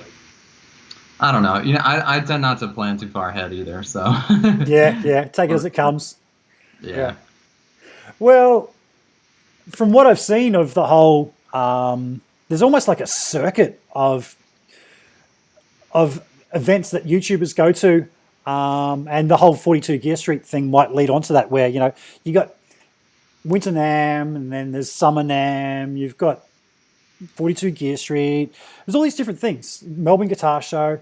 And it's almost like going on tour, but going to guitar shows and Isn't that funny how that works? Yeah. yeah. So I think you can be based anywhere now. Now I've got another question here from Fran, and Fran says, "Hi Sammy, I love your Friedman NoHo. Does it sound similar to a Les Paul?" It does, but it's like different but same, you know. Really, it's really similar to the Les Paul I have in this. Like, this is my kind of like modded one. There's a difference, I would say, like when you really listen to the clean, like the tapping, there's a certain type of clarity that has that's really special. The pickups, as far as like the bridge go, really similar response. But once again, there's a little bit difference. I'd say in the mid range is the difference, and that might have to do with the tone wood. I don't know, because I think that's a basswood or basswood. Yeah. But they're similar. Basswood, basswood. That's another debate. Yeah, exactly. How did you pronounce aluminum? We say aluminium. Aluminum. I'm not even gonna try. Aluminium. You guys miss out a letter. There's an I in there that you guys don't pronounce. Oh, that is true. Yeah. But yeah, the whole tone wood thing. Basswood is what I've been told it is. I think it's bass. Yeah. Like the fish, apparently. Now, speaking of fish, Fisherman6798 also says, will you be touring other countries other than those in Europe? Yeah. Yeah. Yeah, I'm probably start here and then hopefully go to Europe sometime next year again. Cool. Playing in Europe is like just the biggest blessing ever. I've gotten to go twice now with Dave, and it's just like every day is just you wake up and I can't even believe I'm there. You know. Yeah. Amazing. I don't know if you felt the same way. I'm sure you've been to Europe quite a few times, but no, it was a long time in between. I went in the late 90s, and that was my first time back. But talking about just getting around with Dave over there, did you have Dennis with you both times? Oh yeah, Dennis is cool. Yeah, Dennis in November. We hit it off instantly. That's my dude. Yeah, and I got to say that the van, the black van you guys were getting around on, that's badass. Yeah, the boys coming to town. Look out. Yeah. No, when I jumped in with you guys to go to dinner one night, it was just like it's like mafia van, man. This is cool. They like to tour in style, man. That's for sure. You know, but yeah, that was like a luxury compared to like what I was kind of used to touring over here, you know. So Jason Wade also wants to know, what are you guys' favorite brand type of picks? I use Dunlop picks. Dunlop picks, yeah. It's funny, man. I actually borrowed a pick off you when we were overseas, and I kept that in my pocket at all times because I like traditional shaped picks, and as you had as well. We had a whole bunch of picks given to us over there, but ones that would take a little getting used to. And in terms of my preference, I've been using these lately, which are Dunlops. They are... Oh, they have like the grip on them? Yeah, I'm trying to get the shine on it. They're almost a little too grippy. There's no flex in it whatsoever. I'm going to look over here because do you know guitar player Andy James? Yeah, he's awesome. Isn't he? So when I went to He's NAMM a couple of a new years player. ago, Yeah, speaking of new players, yeah, he's awesome. yeah, he's one of the reasons I don't do Instagram anymore. There's too many good guitar players, and he's one of them. It's just like, I don't even want to see it, man. Now, I was walking along at NAMM, and I walked past Andy, and I just he was just standing there. I just looked at him and went, "Oh, Andy James, how are you, man?" And I said to him, "Dude, your picking is one of the most insanely clean picking I've ever heard in my life." And he sort of looked over me, and in that English accent, he's gone, "I've got a secret." And he pulled this out of his pocket and gave me his pick, which I've worn all the print off it. Dude, that's so cool. That's awesome. That's a good story. Yeah, that was before he actually came out with his signature picks. And that got me into using picks that don't have any flex in it whatsoever. I don't like having flex in the pick either. That's what I was going to ask you. So I was using his pick for a while, and that's a good chunky, like 2 mil pick. Then when I went back to using a pick that did actually have any flex, and I'm going to quote Guthrie Govan here, where he says, it's like trying to write with a rubber pen. And it was like that. If I try and use a pick now that has any flex in it, it's like trying to write with a rubber pen. It doesn't recover in time for you to get to the next note. You gotta especially if you're chugging away and playing lead and stuff. You gotta have it can't bend. That's just for me. My biggest tip with it though is just once you find a pick you like, stick with it. Don't be going from heavy to light to medium. Try to stick with this. Consistency is a huge thing, I think. Yeah, me at absolutely. Least, But that's cool, man. I met Andy. I was doing a thing with David Andertons in the UK. Yeah. And we had done all our, so we did all our stuff during the day, and Andy was doing a clinic at night, which none of us knew. And once we were done, we went to the pub next door, and me and Dennis are walking out, and I'm holding the door for a couple guys walking in. Yep. He walks in, Dennis goes, "Dude, you just held the door for fucking Andy James." Wow, wow. I was like, he's like just hanging at the pub before his clinic or whatever. But yeah, I wish I would have talked to him. I really like the way he plays. Now I'll just go through some of the comments here as well. Favorite brands, types of picks. Thumbs up from Dom. That's my friend that shouted me the ticket to go see Joe Bonamassa. Now, talking about tone woods, Drew Barry's says Tom's guitar had a roasted neck and it wasn't really optimized. That's just my opinion, but talk about woods and effect on tone. What is that? How's the roasted neck affect it? Well, I'm not sure. I haven't done that comparison. Is yours a roasted neck? Good question. No, I don't think so. You don't think so? No, it's not. It's like worn out on the back, so no. Okay. The super fun, awesome, happy time pedal show. Gabor, that name, man. If I don't read it, I have no idea what your channel is called, and you know that. He's such a good guy, man. I love it. Oh yeah, man. We're practically neighbours as much as you can be for Australia. He's about 200 k's north of me here. He's on the Sunshine Coast. Did you met before? No. He's about 100 k's north of Brisbane. I'm about 100 k's south of Brisbane. So it's not uncommon for us to travel to Brisbane to do gigs. And we put two and two together. He did come to one of my shows when I was playing in a Queen tribute show. And we think we met then. But he said, "Did you try the chicken picks we were given at 42 Gear Street?" And yes, I did. And I love them. But it takes a little getting used to. It was a different shape, so that's why I wasn't using them at the event. I have been using them since, and I absolutely love them. Did you try the chicken picks? Oh, I don't think I got to try one. No, it's the one with the holes in it. Is that what you're talking about? No. I've got a packet of them here somewhere. They're over there. I'm not going to leave camera to go get them. You want me to go grab my favorite pick? I don't have it on me. You go do that.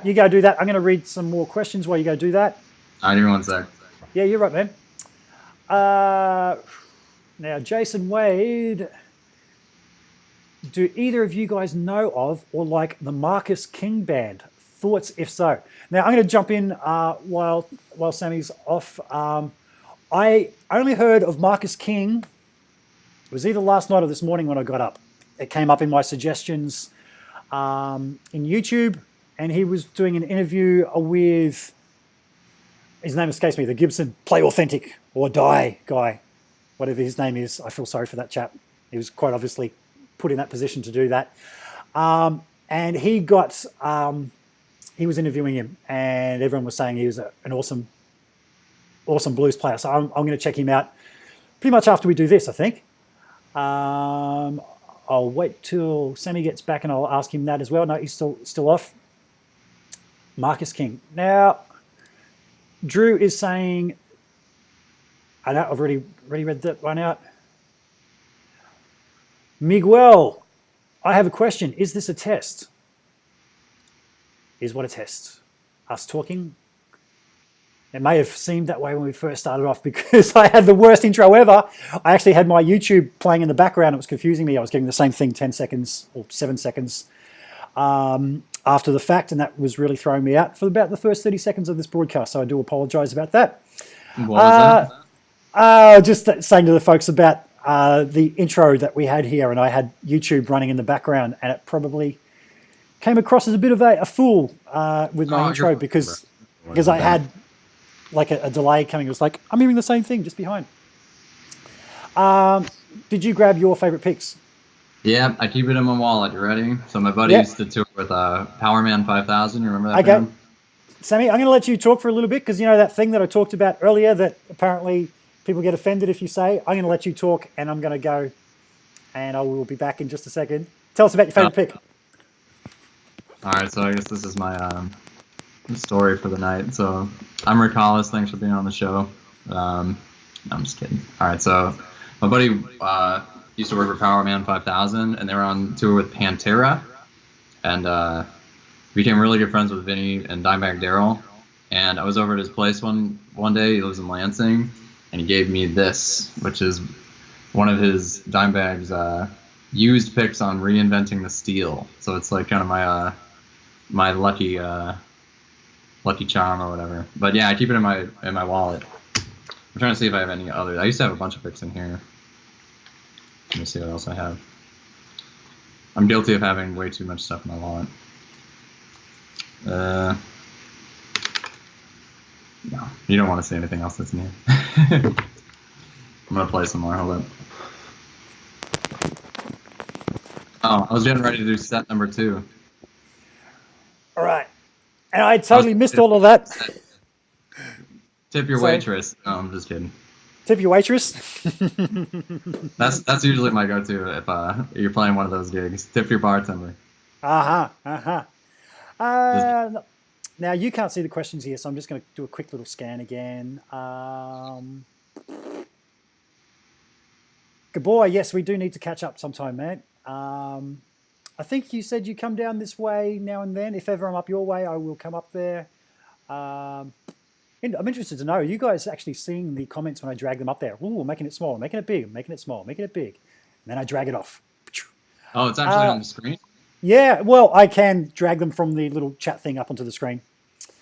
Now, Gabor's saying he's been using the chicken picks. He's been using them for years. Killer picks. The Badass 2.0. What's that, sorry, mate? I'm gonna look that up real quick. They're literally just called chicken picks. Chicken picks, yeah. I've got some just over here. Let me grab one.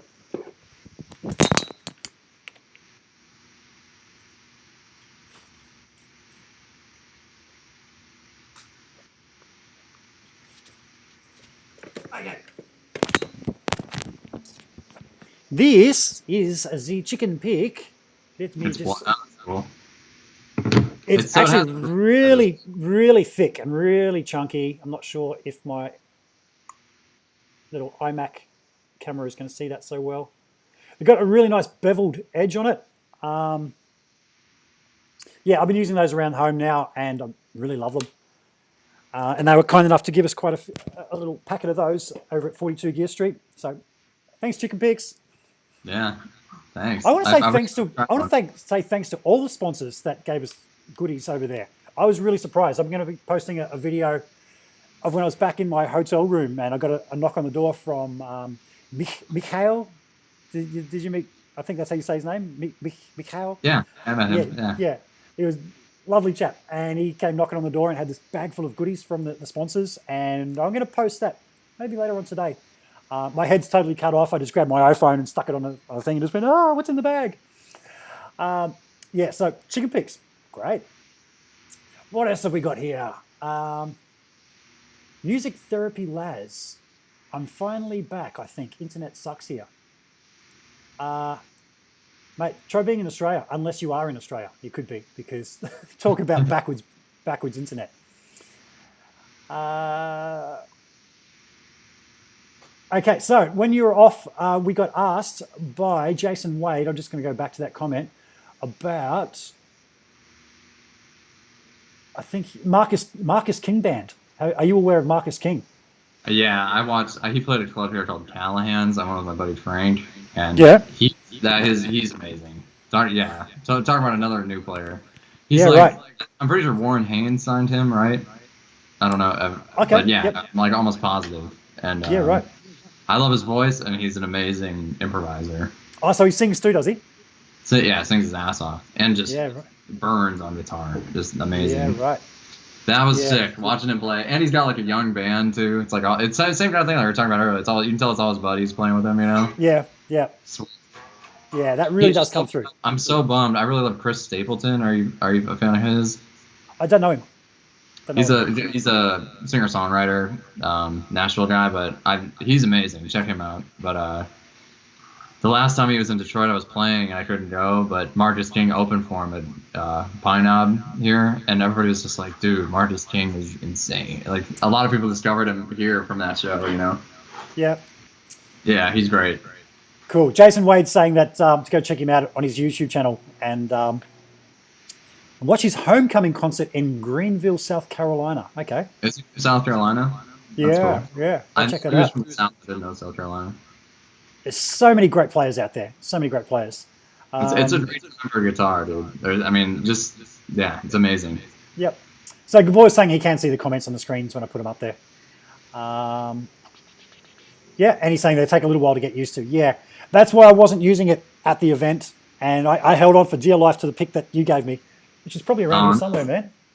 It's probably right in front of me somewhere. It's got your signature on him and everything. Nah, can't see it. They tend to disappear, bro. Yeah. I don't know where they all go. The washing machine eats them.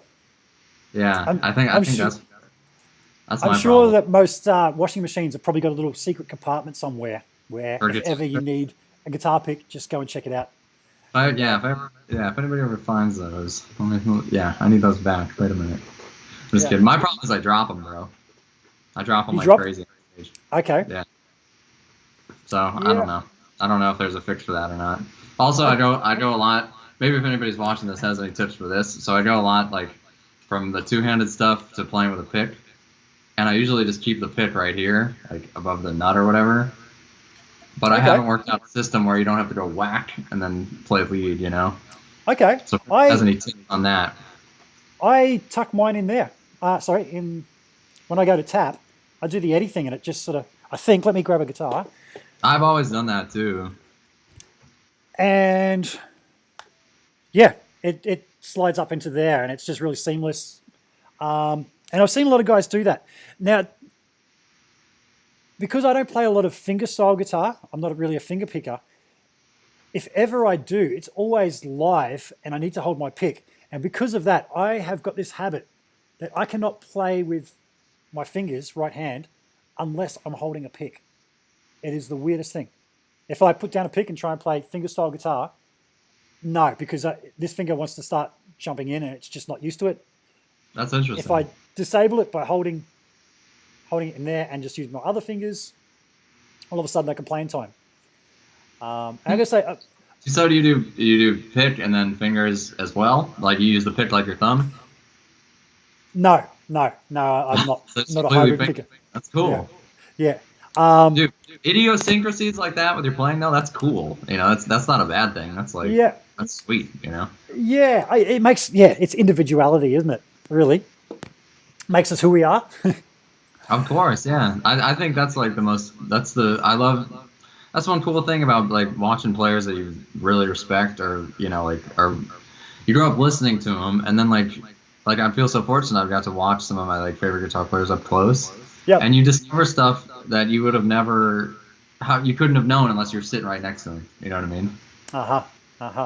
Now I've got the question again from Miguel Guitarez. Sammy, is this a test? That's my drummer.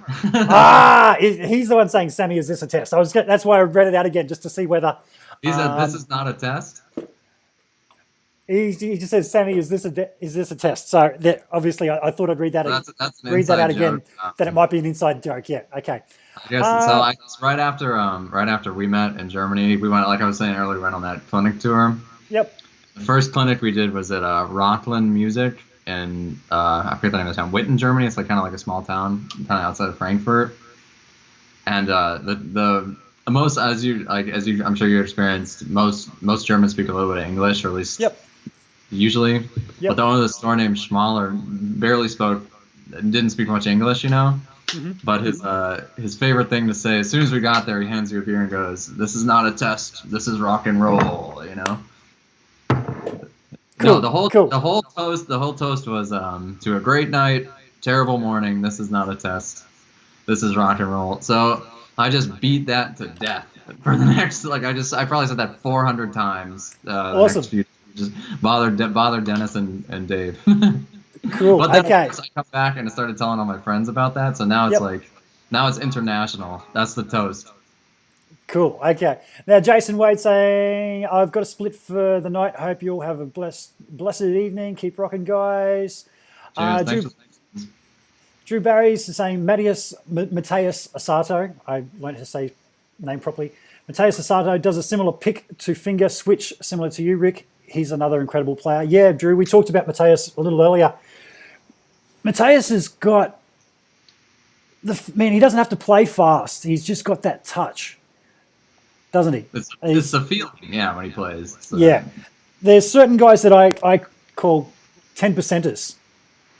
They can just play the most simplest thing, and they just have this 10% extra that other guys don't. And I don't know what it is. It's just the way they touch the string that just makes it bloom a certain way. What I try to tell kids, man, is like to me, Mateus is like a great example. I think when you're learning a song or whatever, piece of music, the notes and the rhythms are really only 20%, right? The other 80 is how you play it, the feeling, the emotion. You know what I mean? That's what really shines through, and that's what shines through. If somebody who's not a guitar player is watching you, that's what they're listening to. You know what I mean? Not so much the technical stuff, Yep. But it's how you play is really the biggest thing for me, Absolutely. And just talking about being up close to certain guys when they're playing, there's certain guys that play from the heart, and when you're up close, you can really see it. I think, they're not thinking. There's certain guys you can almost hear them thinking the numbers as they're playing, and there's other guys that just play from the heart, and I think that really comes through. That's the biggest thing, man. If you're thinking about what you're doing, it's not you're not in the moment. You know what I mean? You're one step out of it, You gotta be playing. Yeah, deep from within, for sure. Yeah. Man, when it comes to picking, we've been asked about picks. Do you have a preference for picking styles when you're playing fast? Do you tend to alternate pick things? Do you economy pick? Do you have a whole bunch of different techniques that, depending on what it is that you're playing, that you'll pull out? How do you attack that? Good question. I do kind of like a combination of. I think when you're taking a lead, you need to be utilizing everything every solo, if that makes sense. Not necessarily you have to put every technique in every solo, but I don't think it's you should never be thinking all right, I'm gonna do alternate picking this whole fucking solo. You know what I mean? It's yeah. But I do a combination of everything, man. I think I definitely went through a phase of trying to alternate pick everything, but for me, I like more I probably use hammer-ons and pull-offs a lot. I do this thing if I'm going up the neck where I'll combine hammer-ons and alternate picking, kind of like Van Halen does, where I'll go and then alternate pick the top. Yep. So, but that's kind of it sounds like you're alternate picking everything when you go fast. You go. Sorry, I got the delay hop. It's like, so like if it's without the delay.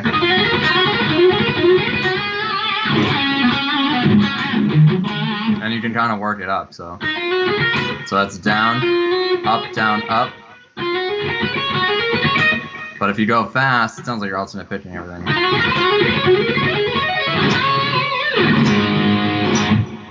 Cool. So you never want to do anything that's like really hard when you're on stage. You know what I mean? Yep. The more like tricks you have like that, where like sounds like you're alternate pitching and it's crazy. Yep. No one would ever be able to tell when you're. No, that's right. Yep. I've actually started doing that myself. That was something I stumbled on a couple of years ago, and have started doing that as well, where I'll hammer the first and then alternate the next string, exactly like you say. And it does. It sounds like you're picking it all. And sometimes it's cool to do like straight alternate pitching, like the Zach Wilde thing, you know, where he like just kind of just, you know, that's cool. I don't know. I've never been big on like, I think you want it to. I like playing that's like super fluid, you know, where you're not. It's not like choppy, you know. Like we want to be more like singing, you know, and you'd never hear a singer going, duck, duck, duck, you know, which like to me that I hear like straight alternate pitching. That's like how it sounds to me for some reason. Yeah. I did stumble. Obviously, but in certain contexts. I stumbled onto something recently, and I had to actually watch a video of myself and slow it down to work out what the hell it was I was doing. And it was something slightly different when it comes to picking. As I said, I haven't played much in the last couple of weeks due to tendonitis, but I'll try and point out this little technique I'm talking about. So taking a 3-note per string scale. Get out of my way, headphone. That drives me nuts with headphones. Go ahead. Yeah. I'm just going to switch to just me on the screen for a second to get you out of there. And I might have to go back a little here. Doing a 3-note per string run. That kind of thing. But starting with an upstroke. That's it. I wasn't doing it straight up.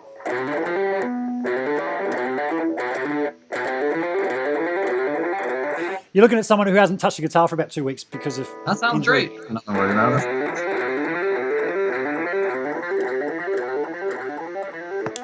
Okay, so what I'm doing there is I'm going up, down, hammer, up, down, hammer. Wow. So normally you would start with a downstroke, right? That everyone says you're going to start with a downstroke. And it was playing a Satriani song. I was doing this particular run. I was like, what am I doing there? It sounds like I'm picking everything. And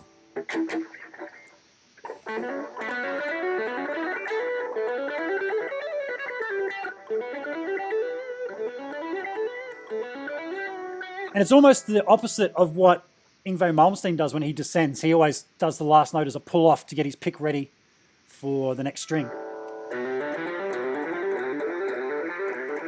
That's it, I'm getting...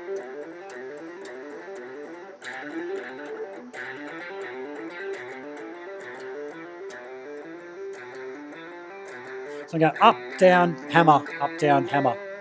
So you're doing completely upstrokes? Sorry?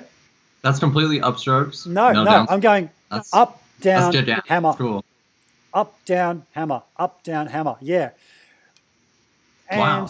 Like I said, that's the first time I've tried to play in a couple of weeks due to damn injuries. Do you get injuries, man? Do you ever get like tendons or RSI play up on you? I've been getting that the last year or two, and it's really starting to annoy me. I get heartache sometimes. Is that an injury? No, I'm just kidding. I've never had like a hand injury. Not that I know of, at least. I think my advice for that. I feel so bad that you have tendonitis. That's brutal. Have you had it for a long time? Yeah. Really bad for about a year. It started playing up. So I've got two things. I got tendonitis in this arm, which comes and goes. Physio recently, I started doing some work, which is really helping with that. But then I also get a little bit of RSI in my left finger here, and that started playing up. What is that? Repetitive stress injury. And that's from laying down bass tracks. I just don't have the strength in my finger. Use a pick. No, other for my left hand. Oh, left hand. Sorry. Yeah. No, I'm definitely a picker when it comes to the bass. I think some guys are great playing fingerstyle. Some guys are great playing with a pick. I'm definitely a pick guy because that's what I do. And I know so many great bass players. If I need good fingerstyle bass, I'll just call up somebody who can really nail that shit. Yeah. I'm sorry. That's a bummer. You have. I wish I had some tips on that. I think the biggest thing, like, you just always want to be really relaxed when you play. You know. And never stressed. Guitar is a time not for stress. You know. Yeah. So I'm not out. You know. I mentioned taking a lesson with James Norbert Ivanyi, and that's one thing he said. He had some time out due to stress, just too much playing, and stretching beforehand was a big thing that he was saying to do. So Gabor just said before that that's a Paul Gilbert thing, starting with an upstroke. So I'd never seen him do that. But all the stuff I've watched him do, it's down. But what the best thing I learned from him, if you're doing alternate picking, is it's like the inside the string picking. Do you know what you know what I'm talking about? Tell me about that. So I don't know if you can see this real well. Sorry, it's kind of dark, but what he says is like what slows you down when you're doing straight alternate picking is when you're, say we're playing on the B and E strings, when you're inside the string. So say you're doing like an upstroke on the B and then a downstroke on the E. That means you're inside the string. Yep. So you want to avoid that. I never do that. So it's like unless you absolutely have to and you're in a bind, you know. So like that's like the famous exercise he does. It's like, which is down, up, down, up, down, up, down. Which that completely, you do a downstroke on the B and then an up on the E. So it's, you know what I'm saying? Which if he was starting with the upstroke, it would be like I think it would be the opposite. Then you're completely inside the string. You know what I mean? Sure. Which that's what trips you up and makes it sound kind of sloppy or whatever. Yep. But I bet having him saying that though, I bet he does do that in certain things. Because like some of with like the string skipping and all that. Yep. He does like string skipping. Like I can't remember what it is anymore. I haven't watched him do it in a long time. But he does some interesting picking on the string skipping stuff. Which maybe that's what he does. I don't know. I can't see the chat. I wish I would respond. Yeah. So starting with an upstroke. To start with an upstroke, the only way that works if you're doing a 3-note per string is doing the last note as a hammer. You got to hammer that last note of the 3. You know what? That's a great tip, and I think that's the most useful thing with that is sweep picking. Yeah. Now you guys totally schooled me on sweeping. You and Mika when we were in Germany, and in the little chat that we did, you'll see you guys pull me up on that because Gabor's just said he was talking about that at a clinic. It was a string skipping thing. It is string. So okay, cool. So it was string skipping. Awesome. Yeah. And then I just totally lost my train of thought there. I was about to say we're talking about string or sweep picking with that hammer. Sweep picking. Yeah. So you guys, I made the comment of that I prefer to string skip my arpeggios. That I get a much cleaner sound as opposed to sweeping. I made the statement of sweeping sounds sloppy to me. And I remember both you guys going, sloppy? Whoa, you're doing it wrong. And kind of schooling me on it a little, which was great because that did really bring up, made it a lot cleaner. But, sweeping's fun. But I think that's a misconception a lot of the time, you know, like it's like so hard or something. But the biggest trick I've found for that, if you're trying to do it, especially if you're on a gig and just want to rip it out, is if you're changing direction, do what you were saying, is do a pull off. Like if you're pulling off from the E string and going back down, you can either alternate pick it and then change direction, or what I like to do is, since like I mentioned earlier, like you've got to have like, you know, some tricks so it's consistent, you know? Yep. If you're going, I'll just so you can see. Say you're turning around. If you're turning around right there, yep, it's an upstroke, and then you pull off to the C. So if I wanted to do it like up and down, That's the way. And you got to do I do a hammer on and pull off on the bottom. So if you're changing directions, hammer on pull off, and that gets you through. Or you can do the alternate pick, which sounds sweet too, but I tend to go more for just like the easier way. You know? Okay. That's nice. just me. But yep. Yeah. So it's a pull off and hammer on here. Then a hammer on there. Nice, nice. I think it was Mika that was saying, that pulled me up on that. I was doing a downstroke when I should have been doing an upstroke, or vice versa. I think it was the opposite of that. I can't remember that exactly what he was saying. Once I watched the video, I remember. Yeah, yeah. We had a bartender. Was it top strings, or where was it? Do you remember? Yeah, yeah. When you get down to your top string, your thin string, top, bottom. Geez, it's all confused. Some people say that's your top, that's the bottom. Thinny. Yeah, it doesn't. Whatever. yeah.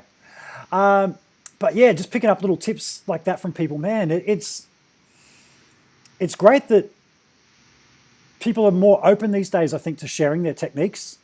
I know back in the 80s in particular, geez, you probably weren't even born, but I don't mean that condescendingly.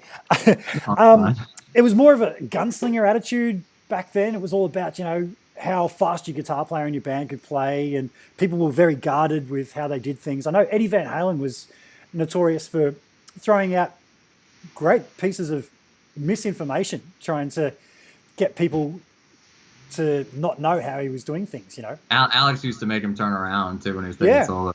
Yeah. But for the back of the audience doing all that crazy stuff. Yeah. Apparently so.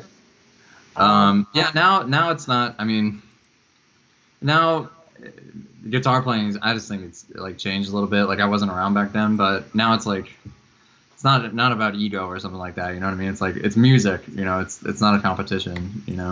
Totally. I don't know. There's probably some of that still, I'm guessing, but you're totally right. People are way more open. Like, oh, you want to know how to do that? No problem. You know what I mean? Yep. Yeah, which is cool. That's how it should be.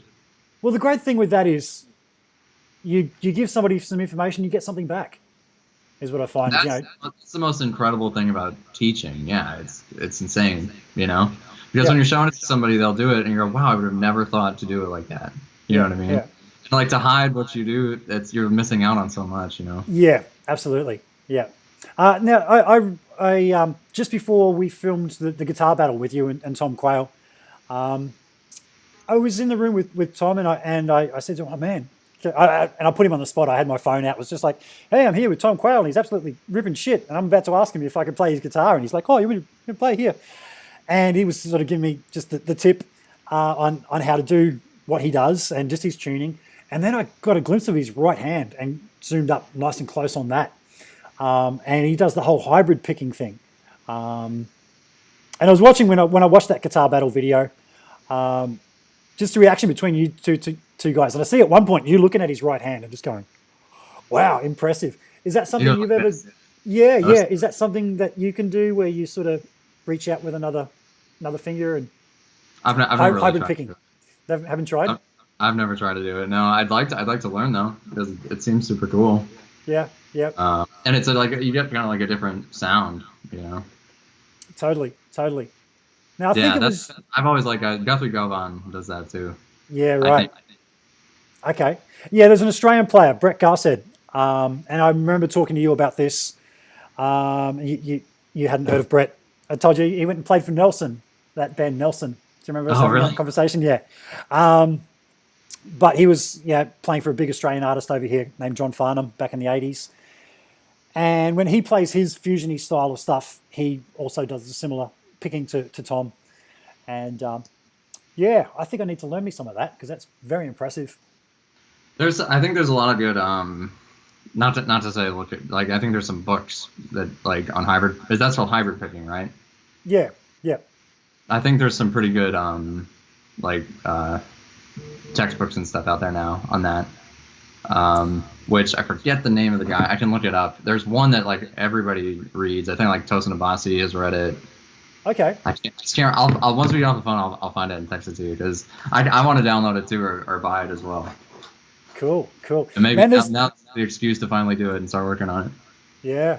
It's talking about scary guitar players. There is a guy over here in Australia, I think he's down Sydney way. Chris Brooks is his name. And he puts out books just about technique, and he's really reverse engineered Ingves playing. And has got I think he actually has a book called The Ying Way or something like that. That's cool. Yeah. I hit up Chris to come and do an interview on here, but the whole live thing kind of freaked him out. I'll hit him up again and see if he wants to do it. Maybe not live, but he's got some great picking techniques. Yeah. Like I said, bet. man, I think I know who you're talking about. He's written like a lot of like guitar instructional stuff, right? Absolutely. Yeah. Yeah. Sweet. So yeah, I find that the level of technical ability is just getting higher and higher, and it's like we said, people are a bit more open these days with the knowledge and sharing what they know. Because give a little, get a little. You know, like I've learnt a hell of a lot in recent years off people. When I decided to put my hand up and go, hey, guess what, guys? I said this to you at our little jam, little talk with Mika. I just flew blind for years. I really didn't know the fretboard. And I know we had a great chat. I got it on camera with Mika just about how guys approach the fretboard. Do you want to give us a little quick rundown on how you approach the fretboard? Because everybody is different. As in laying it out, you know, some guys use a cage system, some guys play up and down on one string. Yeah. Trying to think the best way to start. Like the first thing I ever learned as far as like scales or like laying out the neck. Like I was like an ear player before I got like into high school. Like I kind of learned how to play more just by ear and transcribing. Yep. Like I still like from playing piano, like I knew like basic music theory, like I knew the names of the chords and stuff like that. Yep. But I would play pretty much by ear. So the first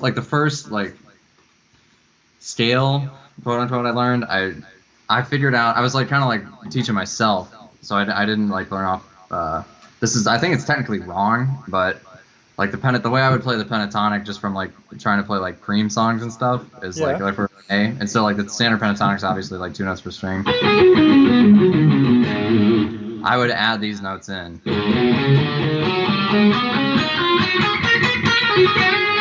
Actually, not only on the middle strings.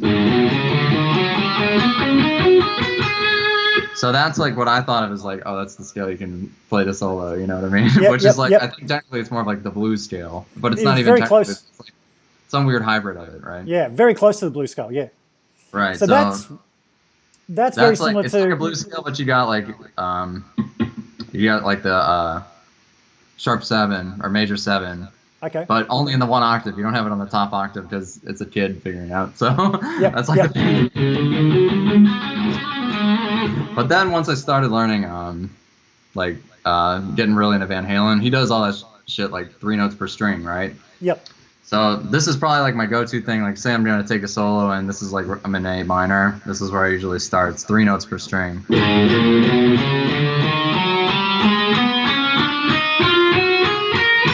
And that's directly out of Hot for Teacher, where you just tap tire. Right? It's literally just that, except just tapping it. Yep. But that's like a great place that works in a million different contexts, right? And then the best, like an incredible trick, which I think a lot of people, most people know this, but it's just kind of like a little hidden amazing thing about the guitar. Is I was a kid trying to play over fucking Summer '69 Bryan Adams. Yep. So I was trying to play that scale. I was just playing over that song, and it's like it sounds fucking bluesy, right? And it sounds horrible over that song. And I remember this like yesterday. I was like 10 or 11. I remember I'm like doing that and the song's playing, and my dad comes in and he goes, "No, that sounds not right." You know, all you have to do is just slide it 3 frets down. Yep. Right. So say I was gonna play like that's in D, we'll move to D. So like usually, if you're in D minor, is 10th fret. All of a sudden you can play that same stuff 3 frets lower and it's in major. And then all of a sudden you can play in a lot of other songs. So yeah. That's usually where I start for like minor and major. But like I said earlier, you kind of have to be utilizing everything you know when you're taking a lead. You know what I mean? Yep. So like that's usually like my home base, like one of those positions. But I really love Randy Rhoads too. Like if we're staying in D minor, and what I learned from him is like my kind of go-to position for D minor is here. But he would play a lot. He would play that like natural minor scale off the 5th fret a lot, off the A string. So he would go like in D minor.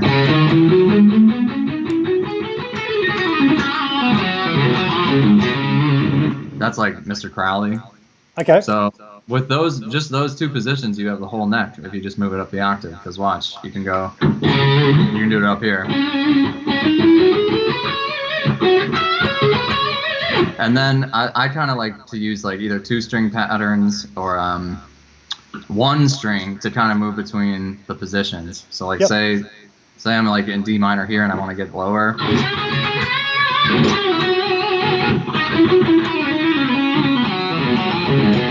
So that's just all just 1 string. Cool. Or I do a lot of like then like another thing that I like to do. Sorry for the rant. You're right. The other thing is I like to do 2 groupings of 2 strings. I do that a lot with tapping too. So like this is a Paul Gilbert thing, I'm pretty sure. So it's you take the pentatonic scale and you put it on 2 strings. So that's a 2-string pattern, which means you can move it through the octaves. Right? That's all just 1 shape, just that first shape. So I don't like to do any weird fingerings. Okay. One fingering is cool, you know. Okay, so I've just noticed that Henning's in the house, and he would say, "That's what she said," because he doesn't like any weird fingers. Oh, I don't even know what that means. So, hey Henning. Yeah, me either. It's 3:30. It must be 3:30 a.m. where he is, or is it p.m.? I don't know. Time differences. It's pushing midday here. Are you awake? I feel bad for keeping you so long, man. It's your morning. Me? Man, it's fine. This is the hour. This is the hour. I'm absolutely fine with it. So what else we got here? We got that's exactly how I start playing lead with my students. This is Gabor, just a minor pentatonic shape, and then shift it down to become major. Yeah, I think that's a bit of a staple for most people, and that was a big eye opener for me. Even just when I jam with friends who are just starting out on guitar, they'll quite often do that. Or in D minor, I'm at the 10th fret, and I'm like, dude, just go down 3 frets. They're like, what? There's a lot of guitar players that have had a whole career on that, right? You know, what's that? It's like there's a lot of guitar players that have had a whole career doing that. Oh yeah, you know? There's nothing wrong. Yeah, and Gabor is laughing that it's 11:30 a.m. here. We are from the future. Gabor, you better pull out your photos, man. Back to the Future reference. Make sure that the photos aren't fading, man. That we haven't messed with the space-time continuum, because that would not be a cool thing. Mate, now you've got a Floyd Rose on your Les Paul. Do you find any difference in tone with the with using a Floyd Rose? No, I don't know. No, I mean, this is kind of like this is like based on a Les Paul Access, which is kind of a thinner one, thinner body, just a little bit thinner than like a Les Paul Custom. Yep. But no, I don't know. I don't think so. It still sounds big like a Les Paul, you know. Maybe a little bit, you know. Like I have a gold top that's a stop tail piece that sounds huge, but it's a totally different thing. Like it's got really low output pickups, which that's sick. You know, they're equally as cool. They're all different, you know. Yeah. It's just what you're in the mood for. But I like having a Floyd live, like because it just stays in fucking tune, you know. Man, I play forever, but I like having to play a song and go while you're playing. It's like God. I don't like to have to think about anything, you know. So it's like this stays in tune. I'm cool. The Friedman guitar stays in tune.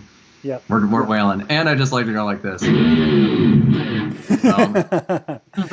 Now, one thing that I love about Floyd Roses, and I brought this up with you when we were in Germany, was that if you break a string, you can put it back on. Because let's face it, you always break it down at the bridge. The only time I've ever broken a string at the tuner is because I've taken the string on and off too many times and I've weakened it. Other than that, it's always the bridge. You just keep the same set of strings? Well, this is why I quizzed you about your Friedman guitar having locking tuners and a locking nut, because if I'm using a Floyd Rose, I'll put excess windings around the tuner so that if I break a string, I can just take a bit off and put it back on, if that makes sense. I don't. Correct. I've never seen a guitar that has locking tuners and a locking nut until this one.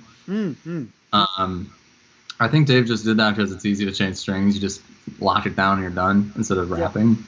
Yep. Mate, Henning's saying, hey, Sammy, wish I could stay and watch, but I think he said a little earlier that he has to get up to fly to Turin, Italy, to look at some prototype pedals. It's way too early. No, Inhuman. I miss you. I miss you already. I wish. Yeah. Come to Detroit sometimes. You have a place to stay. Same with and we'll do videos in my spot. He'll help me set up my spot here for videos like yours. I think you should come to Australia and make the trek and come and hang out with Gabor and I. We'll meet halfway in Brisbane. You'd probably have more fun. Well, Detroit's a lot of fun, but I've always wanted to go to Australia, man. You're lucky you live there. Yeah, you should come over sometime, man. I know it's a fair travel, but it's a hell of a trip, bro. Yeah, but it's probably amazing. I'm sure it's amazing. I got a question here. Sammy, will you be working with Da Capo again? I don't know who that is. I did he's a producer in LA. He's like kind of he does more like hip hop, R&B type stuff. But we did a session at the end of last year for this like marketing agency or ad agency. And yeah, he's awesome. I worked with him sometimes. Like he'll send me tunes and I'll play lead on him, stuff like that. I do a lot of that stuff, man. Like people send you tracks, hey, do something on this. You lay something down. I just do it at home usually. Lay it down, play a lead, send it back. Okay, cool. Maybe try this. Okay, I do that all the time. Cool. But yeah, that's my dude. The Capo's a good guy. Oh, nice. Now, Henning's saying that Australia has all the deadly animals. He's not coming here. Now, correct me if I'm wrong, Henning. You had bears in a park just near your place, man. Freaking bears. You think we've got dangerous animals? We don't have bears in the park. Although I did ask him about that, and he said they're behind a cage. But yeah, that's. Wait, they had bear. What are you talking about? They had bears in the introduction video that he sent us all for 42 Gear Street, and he had the drone, and he was pointing out somewhere between where we were staying and his place, there was a bit of a nature reserve, and there was bears. I think it may have been part of the nature reserve. We don't get that here. That's for sure.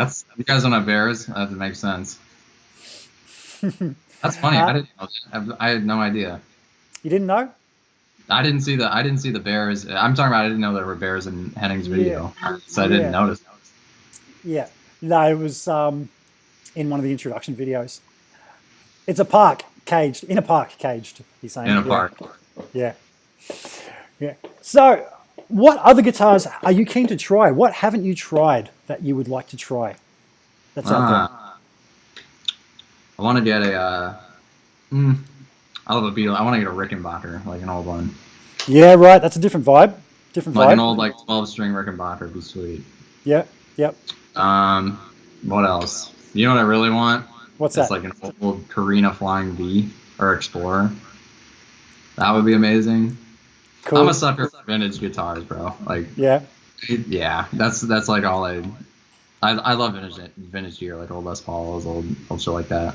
Yeah. But yeah, I don't know. There's a lot of stuff I want. It's the wish list never ends. What about you? Is there anything you're itching to try?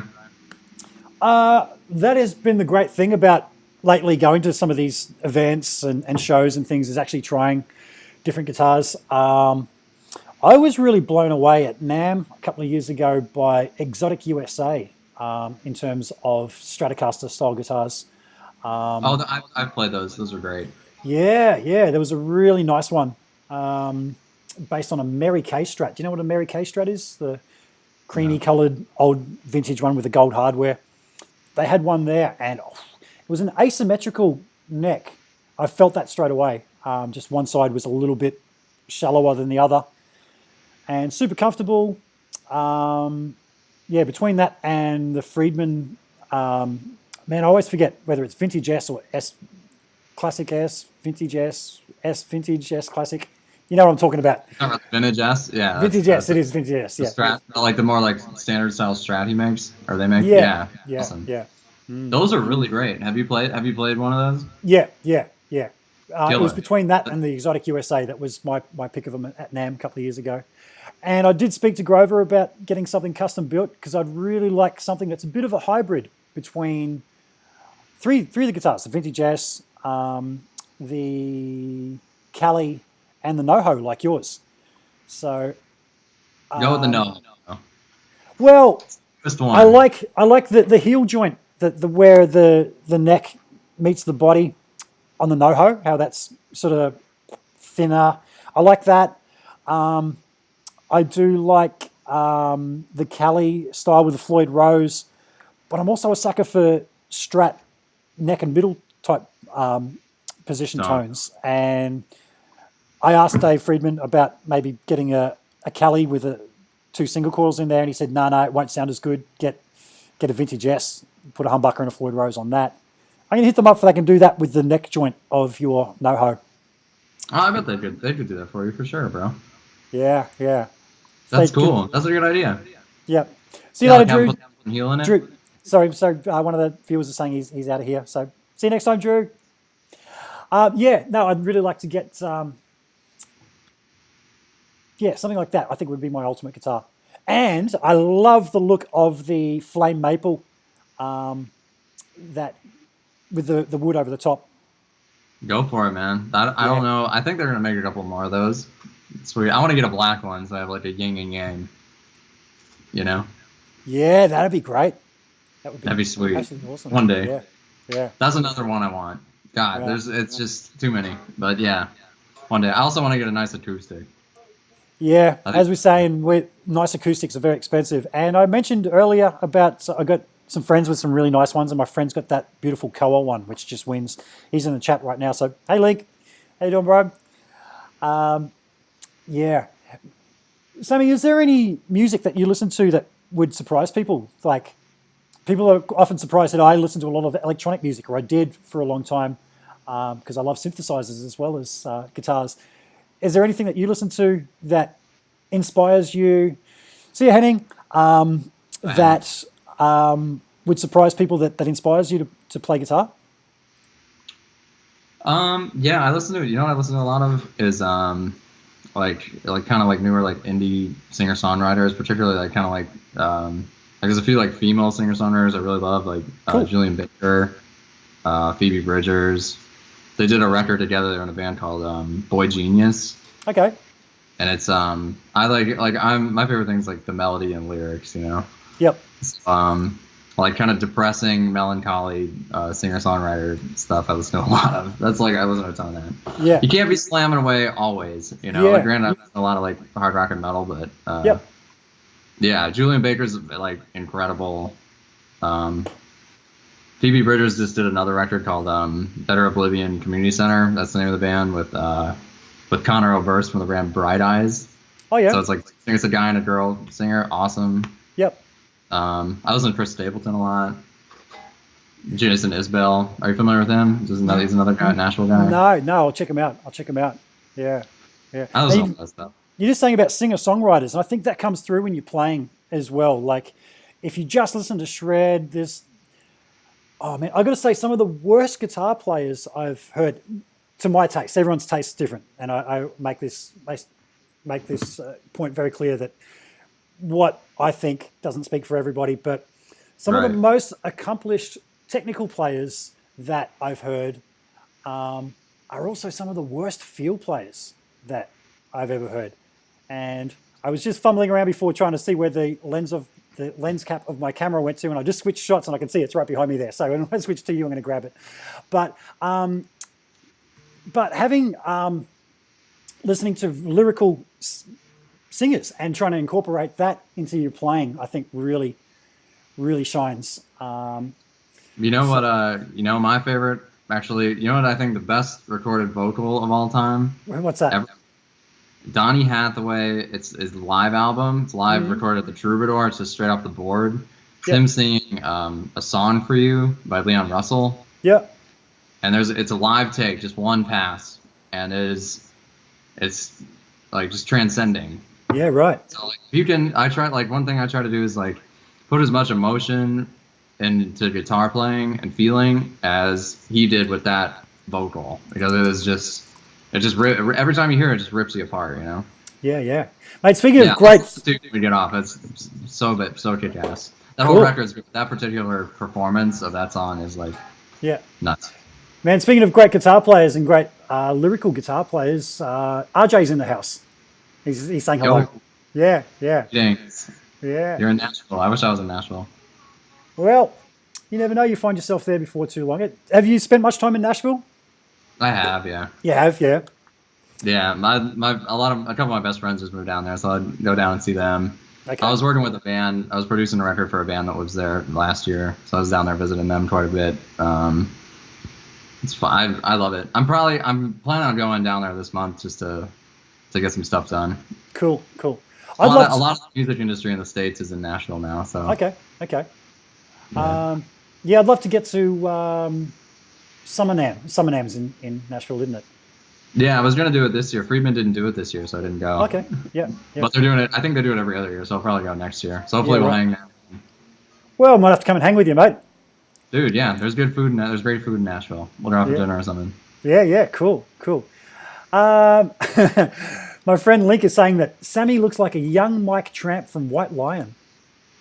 Do you know the band White Lion? I'm familiar. I'm not super familiar with their music or what he looks like, but I'll check it out. Is that the guitar player, the singer? No. I think Mike Tramp was the singer. Might have even been the bass player. I think singer. Yeah, because Vito Bratt is the guitar player. Yeah. Yeah, Have he's great. You heard Vito then? Very Eddie. Yeah, I know who that is. I don't know a lot of their music, but I know he's a great player. Yeah. Man, there's so many guys. Now, I asked you about just influences that aren't guitar players, and a big thing for me is in the 90s, I spent a lot of time listening to music that they'd call big beat, Fatboy Slim, Chemical Brothers, Crystal Method, and that taught me a lot about note length when it comes to playing rhythm guitar. Because let's face it, when you're playing in a band, 90% of the gig is playing rhythm guitar. A lot of guys suck at it. But note length through programming beats like that was something that I really learnt about. So I just thought I'd throw that in, something people are surprised that I listen to a lot. Wow, that's really cool. So note length, are you talking in terms of like... when you're programming the beats. Chords or like solos? I'm talking about programming beats and then translating that into rhythm guitar playing. So when you like Fatboy Slim, you've heard of his music before, I take it? Yeah. So that kind of big beaty stuff. How long each kick and snare goes, like adjusting the length so that it might not go for the full. If it was quarter notes, you just have it cut it just a little bit shorter, and it sort of just brings a different vibe and a little bit choppier. Inserting, I think I heard Nuno refer to it as hot space, having hot space in between the notes. That really brings something to the party, and I hear that in Malcolm Young's playing. The baddest. You know, Miles used to say the most important thing is the space in between the notes. Miles Davis. And we're talking just microscopic little, just a mute, just bump, bump, bump, rather than bump, bump, bump.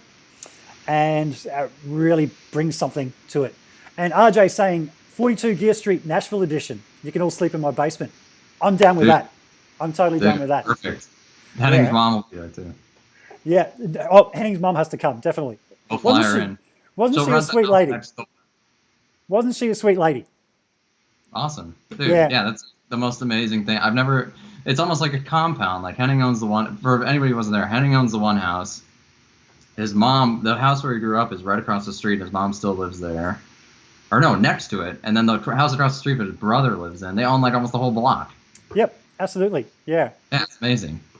And what got me about the place was security-wise.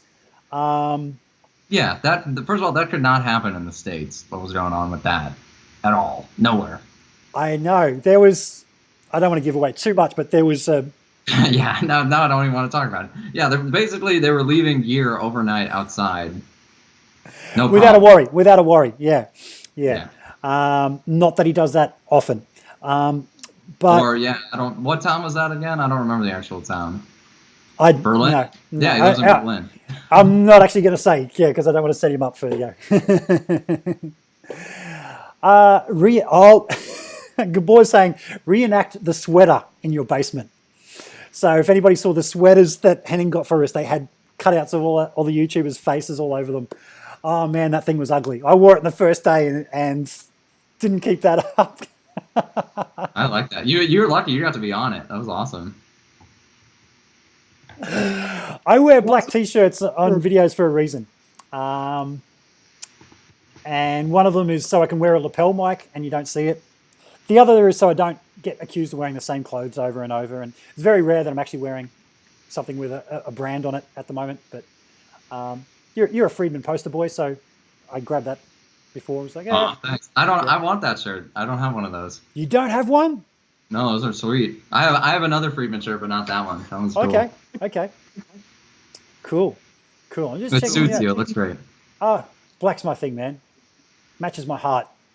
Just going to have a quick little scan here. How long do you want to go, Rick? Do you want to keep going? Man, I'm good to talk as long as you want to. I've got nothing on. So. I have to jet kind of soon, but Yep. But yeah, I should have asked you. We didn't even talk about how long we were going to go before we did this. It's awesome. Well, I know. It's one of those things. Watching, I'm a big fan of Tone Talk, and I've seen that can go for hours and hours, and you don't even realize that it's been going for 4 hours because it's engrossing conversation. It's stuff that we're into. A lot of podcasts go that long. Yeah, it's cool. Yeah. Sweet. Now you mentioned Leon Russell just before, as we were chatting. I hadn't heard of Leon until recently, and I mentioned Louis Shelton, who's the chap that is going to be guesting on some of these. He's going to co-host with me, get some of his friends involved. He's played a lot with Leon. You played with him? Wow, that's cool. Oh yeah. They played on John Lennon's Imagine album together, and wow. Well, it's funny. The first time he walked into my place, this is my lounge room that we're in right now. First thing he said was, "Wow, my friend Leon had a place like this. We with a big desk in his lounge room and everything." Talking about Leon Russell. Yeah. Wow. Yeah. That's amazing. Yeah. So he's a very connected guy. So I'm looking forward to he's coming back soon, and fingers crossed. That's cool. You get to spend time with somebody like that. That's just that has experiences you can't buy. Absolutely. So if you want a great Leon performance toward like the end of his life, when he was inducted to the Rock and Roll Hall of Fame, he did a song for you, that same song I was talking about earlier, but John Mayer plays the lead. Oh, cool. Dude, whoa. I remember watching it live on TV, and the solo John plays on this song is like, whoa. And it's just him and John playing together. There's no band. Wow. Singing and playing, and then John plays the solo. It's like, I'll send that to you. I'll send that to you when we're off too. Cool. I'm gonna start jotting these down. Wait a minute. Yeah. So you're a fan of John Mayer's playing? Yeah, huge fan. Yeah. I just saw him in Detroit. It was seriously one of the best, if not the best, guitar performance I've ever seen live. Wow. Yeah. It might be the best because you know what it was, bro. He's always been amazing. Like he's always been great. Yep. But he's been touring with the Grateful Dead, playing all Jerry's parts. Yep. And the improv, like he was always amazing, but now he's like, transcending. Wow. What he was doing is like, first of all, he has a couple amazing players in his band. He has Isaiah Sharkey, who's the incredible R&B guitar player, and David Ryan Harris, who's an amazing lead player, but he's a singer-songwriter too. Okay. And he lets everybody wail. His band's amazing. He lets everybody wail, Yep. But John, you know what it is? The difference is John, when he takes a solo, he's playing the entire place. If that makes sense. Yeah. Right. Yeah. Improvising, but it's so deep. Like we're talking about the depth of watching Vibe flows. Yep. John is so deep now from playing with the Dead, I think. Yeah. That it's just he's just whipping the place around. Every solo. It's at least that's what I was catching when I was watching it. My buddy Miguel, who commented, we went to see him together a couple weeks ago, who was commenting earlier, this is not a test. Yeah. And we were both just It was amazing. Yeah. I'm a huge fan of John Mayer. Yeah. He tends to talk a lot live. It was a few years ago I saw him, and it was like, dude, stop talking, just play your guitar. But yeah, no, I think he's got a great touch, and it's like there's a few guys like this, Billy Gibbons, Stevie Ray Vaughan, where they take a lot of the old blues masters and a little piece of each of them and bring it all into one. And I think from what I've heard of John, I haven't heard him play in recent times since the Grateful Dead thing, but he seems to be like that, where he takes a little bit of Eric Clapton, a little bit of Stevie Ray Vaughan, a little bit of B.B. King, and rolls all into one. He's such an influential guitar player now. You know, in the past, like you think of influential players in the past 20 years. I mean, he's one of them, I think. Yep. Because it's like, even like we're talking about Mateus Sasato, that's his favorite guitar player, John Mayer. Wow. There you go. You know, he was a metal shredder before he saw John Mayer, like that live concert John Mayer did, and that like totally changed his life. Wow. Yeah. I did not know that. Yeah, a lot of like kids, like, because when I was really young, that was like the height of his career, you know. Yep. So he was everywhere. But it was just cool because at that time he was one of the few people that, like, in the mainstream pop world, that was wailing guitar, you know. Yeah. And it's funny, a lot of people don't even know he plays guitar. I had a flatmate for a while. Yeah. I think the time will go on and people will realize it. Yeah. Because especially now, what he's doing now, it's like, come on. I had a flatmate here. She was a singer in bands and stuff, and I mentioned something about John Mayer's guitar playing, and she actually said, "Does John Mayer play guitar?" I'm like, "He's like one of the best blues players in the world. He's amazing." Yeah. Hey, Steve from Boston's just joined us. Hey, Steve. Cheers, Steve. We're going. Meet me at the House of Blues in 15. I'm just kidding. So yeah, we're just saying about John Mayer. Have you caught any of his? You can find them on YouTube if you go looking. Him, and I think it's from Snapchat or Instagram or something, and he's quite obviously at home. He looks stoned out of his mind. He's usually wearing some crazy get-up, and he's just practicing and talking to his fans. Have you caught any of those? Because there's awesome. Some gold in there. You know, the coolest thing, he does that a lot, and I think that he goes live on Instagram and just practices, like, kind of plays over the tracks and stuff. Yeah. The coolest thing I've seen him do is he put this song out. I forget the name of it. It's one of like the singles he's released. I don't know, the past year or so. Yeah. He took a video of him cutting the lead and on the tune. It's like he plays this like long solo at the end of the song. It's like a minute long, but he puts his iPhone up and just hits record. Yeah. And he posts the whole 20 minutes of him going through the song time after time, and you watch him construct this thing in the studio. Yep. Whereas every guitar player's gone through that, you know what I mean? Where you're sitting in the studio, all right, okay, I like that. Do it one more time. Okay, I like that. Yep. But it's rare you see somebody else do that, especially somebody you look at, you know what I mean? Yeah. Like, can you imagine like watching Van Halen go through the lead on, like, I don't know, Unchained? You know, like, okay, I like that. Roll it back. Again, you know what I mean? Yep. But Mayer posted that's like 20 minutes long of him taking pass after pass, making mistakes. You know, like everybody. You know, he's human. Yep. But then at the end he does the final pass, and that's the pass on the record. Nice. I thought that was like the coolest thing, because most people wouldn't want you to see that. You know what I mean? Absolutely. I thought it was so cool. And I think it's that thing of people dropping that whole gunslinger attitude of the 80s of late, and actually sharing the knowledge and giving a little, getting a little back, and just showing people how they actually construct a solo. I know myself, I'm not so good at improvising a solo on the spot. If I listen to my own playing, I feel like I'm fumbling around trying to find the right notes.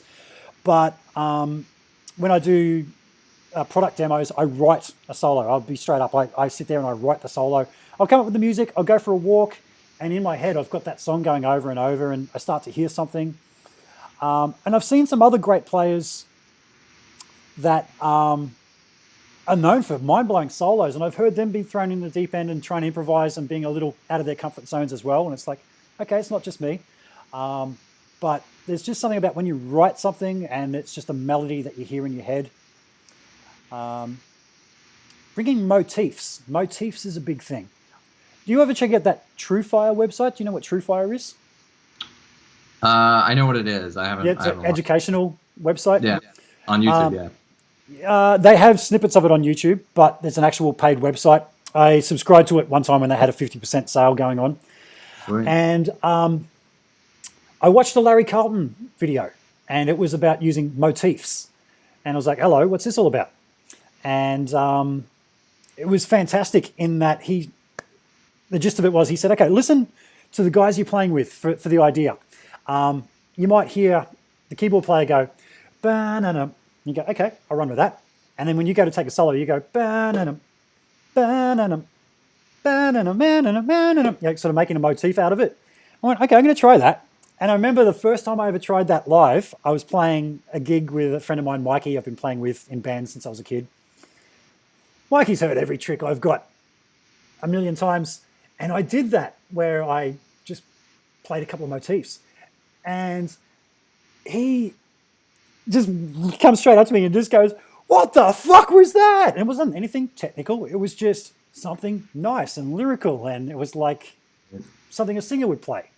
Isn't that amazing? Yeah. Yeah. Something as simple as that. Yeah.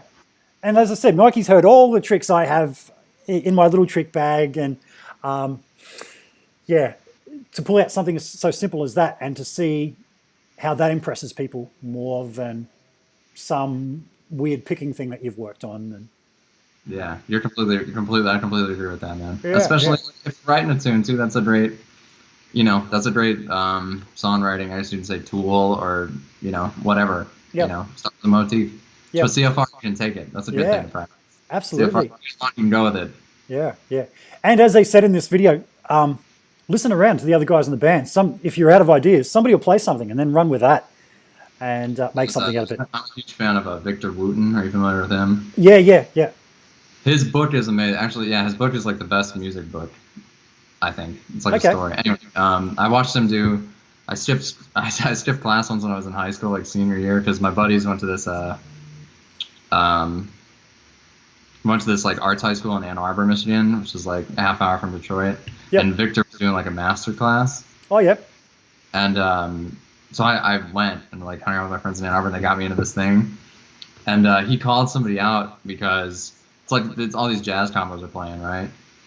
And they play the tune, it's fine or whatever. And Victor goes, he asked the guitar player, so what do you think about the piano? What he was doing during the song, And he goes, oh, I couldn't hear him. I couldn't hear the piano. Yep. It's like you can never be on stage and not be able to hear somebody. You know what I mean? Especially when it's improvised music. You know? Yep. Like you have to be completely aware of what everybody else is doing. Like I think, and from that, like I think a really good thing to practice is if you're playing live, only listen. Don't even listen to yourself. Listen to the other people. Yep. Yeah, but I thought that was so cool. I was like, that's awesome. So you mentioned just before about taking the day off school to play some guitar.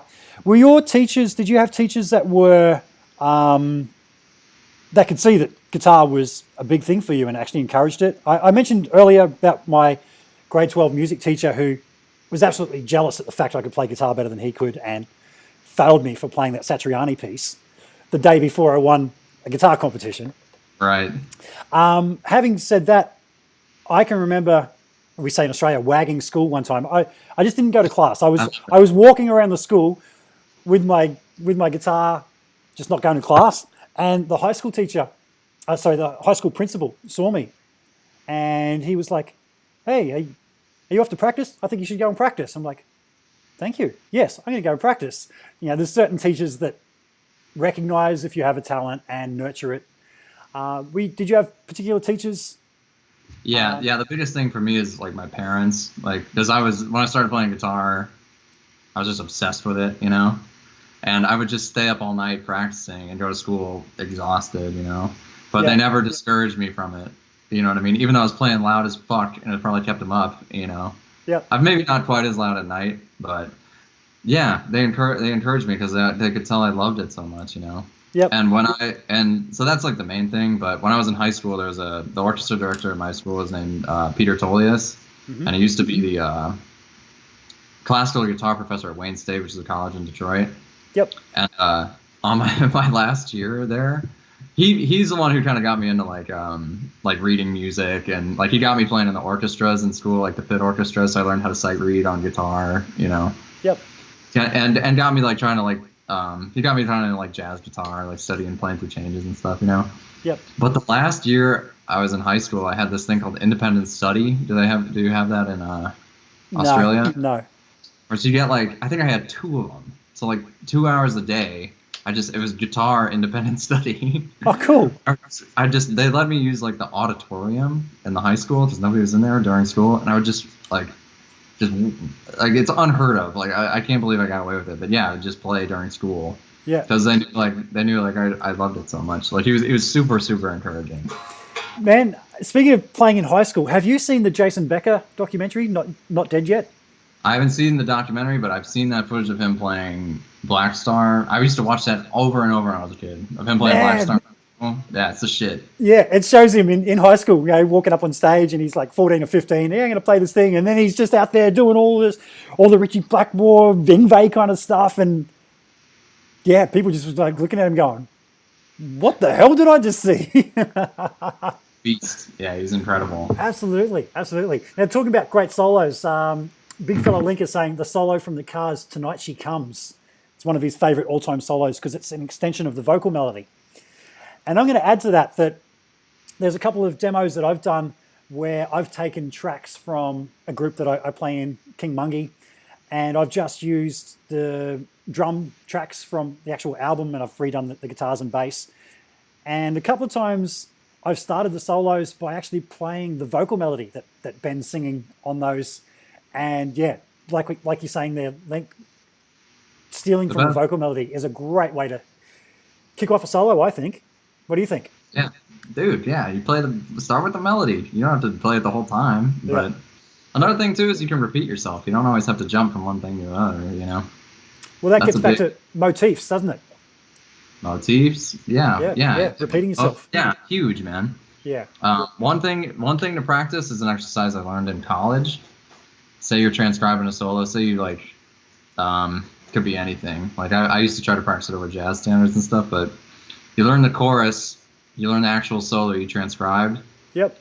Then the next chorus, you try to take a solo as if it was just that solo extended in the same style. So like say you're like trying to learn like a Coltrane solo, play the chorus from Coltrane, and then you try to improvise and make it seamless as if it was Coltrane improvising. And then the next chorus you go back to the original one. Yeah. And then you improvise the next, you know what I'm saying? Yeah. Where it's like you're trying to like put yourself as if you were them, you know what I mean? Because that's one thing I really think I don't think it's right to say I'm self-taught. Like that's crazy because you learn from all the people you loved growing up that made you want to play, you know what I mean? And that's like the scariest thing is like learning a piece of music from somebody it's like you're getting to know them. That's the way I think about it, you know what I mean? Yeah. It's like when it becomes a part of you, you know what I'm saying? Yep. Because I mean you can be affected so deeply from that, you know what I mean? Absolutely. So speaking of that, it's a good thing to imagine too if you're playing along with a record. Pretend you're there with them playing. Oh yeah. So speaking of that, when you're playing guitar, just your influences, who do you hear in your own playing? Is there somebody you go, oh man, I sound like blah blah blah, or what players do you hear in your own playing? Sometimes definitely Eddie, you know. Yep. Eddie and Randy Rhoads for sure. They were like the ones that really made me want to play. Sometimes I do like a lot of string skipping stuff that I've lifted from like Paul Gilbert. But everybody has that. Like to me now, I feel like it takes a long time, but I feel like now I know who I am as a musician. You know what I mean? Yep. Obviously, you still have influence and stuff like that, but when I'm really playing from my heart, like I feel like it's me. You know, which I feel like I've worked so long to get there. You know what I mean? But I feel like, you know, now that's where I'm at. But I'm still working at it. The name of the game is knowing who you are. That's the name of the game of being a musician. Absolutely. There's a comment here from Cliff Gold saying Brian May's solos all sound like vocals to me.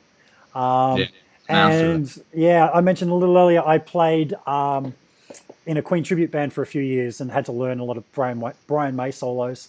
Probably amazing. They totally are very vocal influence, I think. Great player. I didn't really get into his playing before that.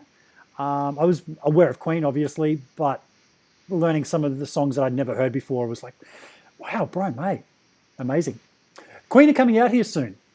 Go see him, dude. I'm going to. And a friend of mine that was in the chat a little earlier is actually friends with Brian's guitar tech. Really? You might get to play through the rig, man. You gotta go. I might have to put some feelers out and see whether we might be able to, get some little unknown YouTuber trying to make his way into this big bad world, whether he might be able to come and have a look at the rig in the afternoon or something. Wouldn't that be an amazing video? That'd be sweet. Play through those AC30s. You can only ask. Oh yeah. I was using a Kemper to pull off those tones. Were you? And so it was getting close. It was all about the treble booster. You got to stick a treble booster in front of it. That's what he uses. At the studio I work at, there's a really old one, like a 60s AC30, and I use it to record all the time. It's really? One of the most killer. People don't realize if you dime that thing, it's an amazing distortion. I mean, just incredible. And this particular amp, it's like, I don't know what it is, like a 63 AC30 or something. You can literally see the grill cloth moving like this when you crank it up from the air. Yeah, that's a huge thing with recording. It's pushing air into the fucking speaker or into the mic. Into the mic, yeah. But yeah, that's awesome. When I got home from Europe, like last week or whatever, I went to this like tiny place by my house to buy like, I forget, something, and they had a 60s AC50 head there. Wow. And it was only $900, and I'm like, oh my god, like you ever just want to have like just a I don't know, just like a spur of the moment purchase. I was like, I would love to have that thing. And I almost did. I was about this close to it. It was originally 1,000. I got them down to 900, but I didn't do it. I was like, I should not do it. But now I'm kind of kicking myself. I'm like texting my buddies. I'm like, shit, there's an AC50. Come get it. Yeah, and it's in a place that never have something like that too. It's like really weird. Yep. It's funny. Amps, as much as guitars are great to have all different styles of guitars, different styles of amps. I'm a sucker for old amps, bro. That's like if I ever am in a place to collect something, it would probably be that. Yeah, which is why I've been wanting to get my hands on the Synergy gear for a while. Is just having the preamps essentially from all these different kinds of killer styles of amps. Plus for demoing purposes, I think when you're demoing overdrive pedals, they need to hear what it sounds like through the different styles of circuit, and that's the obvious way to go about doing that. Have you had a chance to play through any of those? Synergy, as I mentioned earlier, I was a Randall MTS user years ago, which is the same technology. And I did have a little play at NAMM a couple of years ago, played the Soldano module, and that was great. Soldano one's great. Bruce Egnator just demoed or he just made one for a 5150, or technically like 6505. Okay. It's not out. Actually, I don't know if I should talk about that. But anyway, it's based on my 5150, which is bad. He A-B'd it with mine. He borrowed mine. Oh, nice. It's not based on mine, but he A-B'd it with mine when he's testing it. Cool. We might have to blur that out. I'm just kidding. We'll go back. When this gets posted, we'll just bleep that whole part. He just made the bleep module. I'm just kidding. Hey, Sammy, we've been at it for 3 hours now, man. It went by quick. I could talk to you for freaking hours, man. We're both going to do it again, bro. I was going to say, do you want to join me again? And I'm talking in the near future, man. I won't leave it too long. I'm talking, like in weeks to come or something, because yeah, I could totally sit here and talk guitars with you for hours, as we have been. And I'm sure, judging by some of the comments there, that people, someone's saying, do I need to pee, Rico? You look restless. Do I need to pee? No, do I need to pee? No, I already snuck out for that one. See, that's what I was saying. I asked Sammy about this earlier. I've said the words needing to pee to Americans a couple of times in the last couple of months, and they've sort of looked at me and gone, oh, too much information. Yet we say that all the time in Australia. Yeah, it must have just been the people I was talking to. You just got something, man, I gotta go take a piss. That's yeah. But Sammy Boller, it's been an absolute pleasure chatting to you, my friend. We'll do it again sometime really soon. And I'm going to try and find somebody else to go up, for you to go up against in a guitar battle to the death. To the death. That was awesome, man. Thank you so much for doing that. That was just such a spur of the moment thing. Met Ed Hennings, bro. Yeah. I'm glad. Yeah, it's a pleasure to know you, man. Yeah. So, man, let's talk again soon. And I'm going to sign out and say thanks for tuning in, everybody. Thanks for being in the chat room. And we'll chat to you guys again soon. Adios.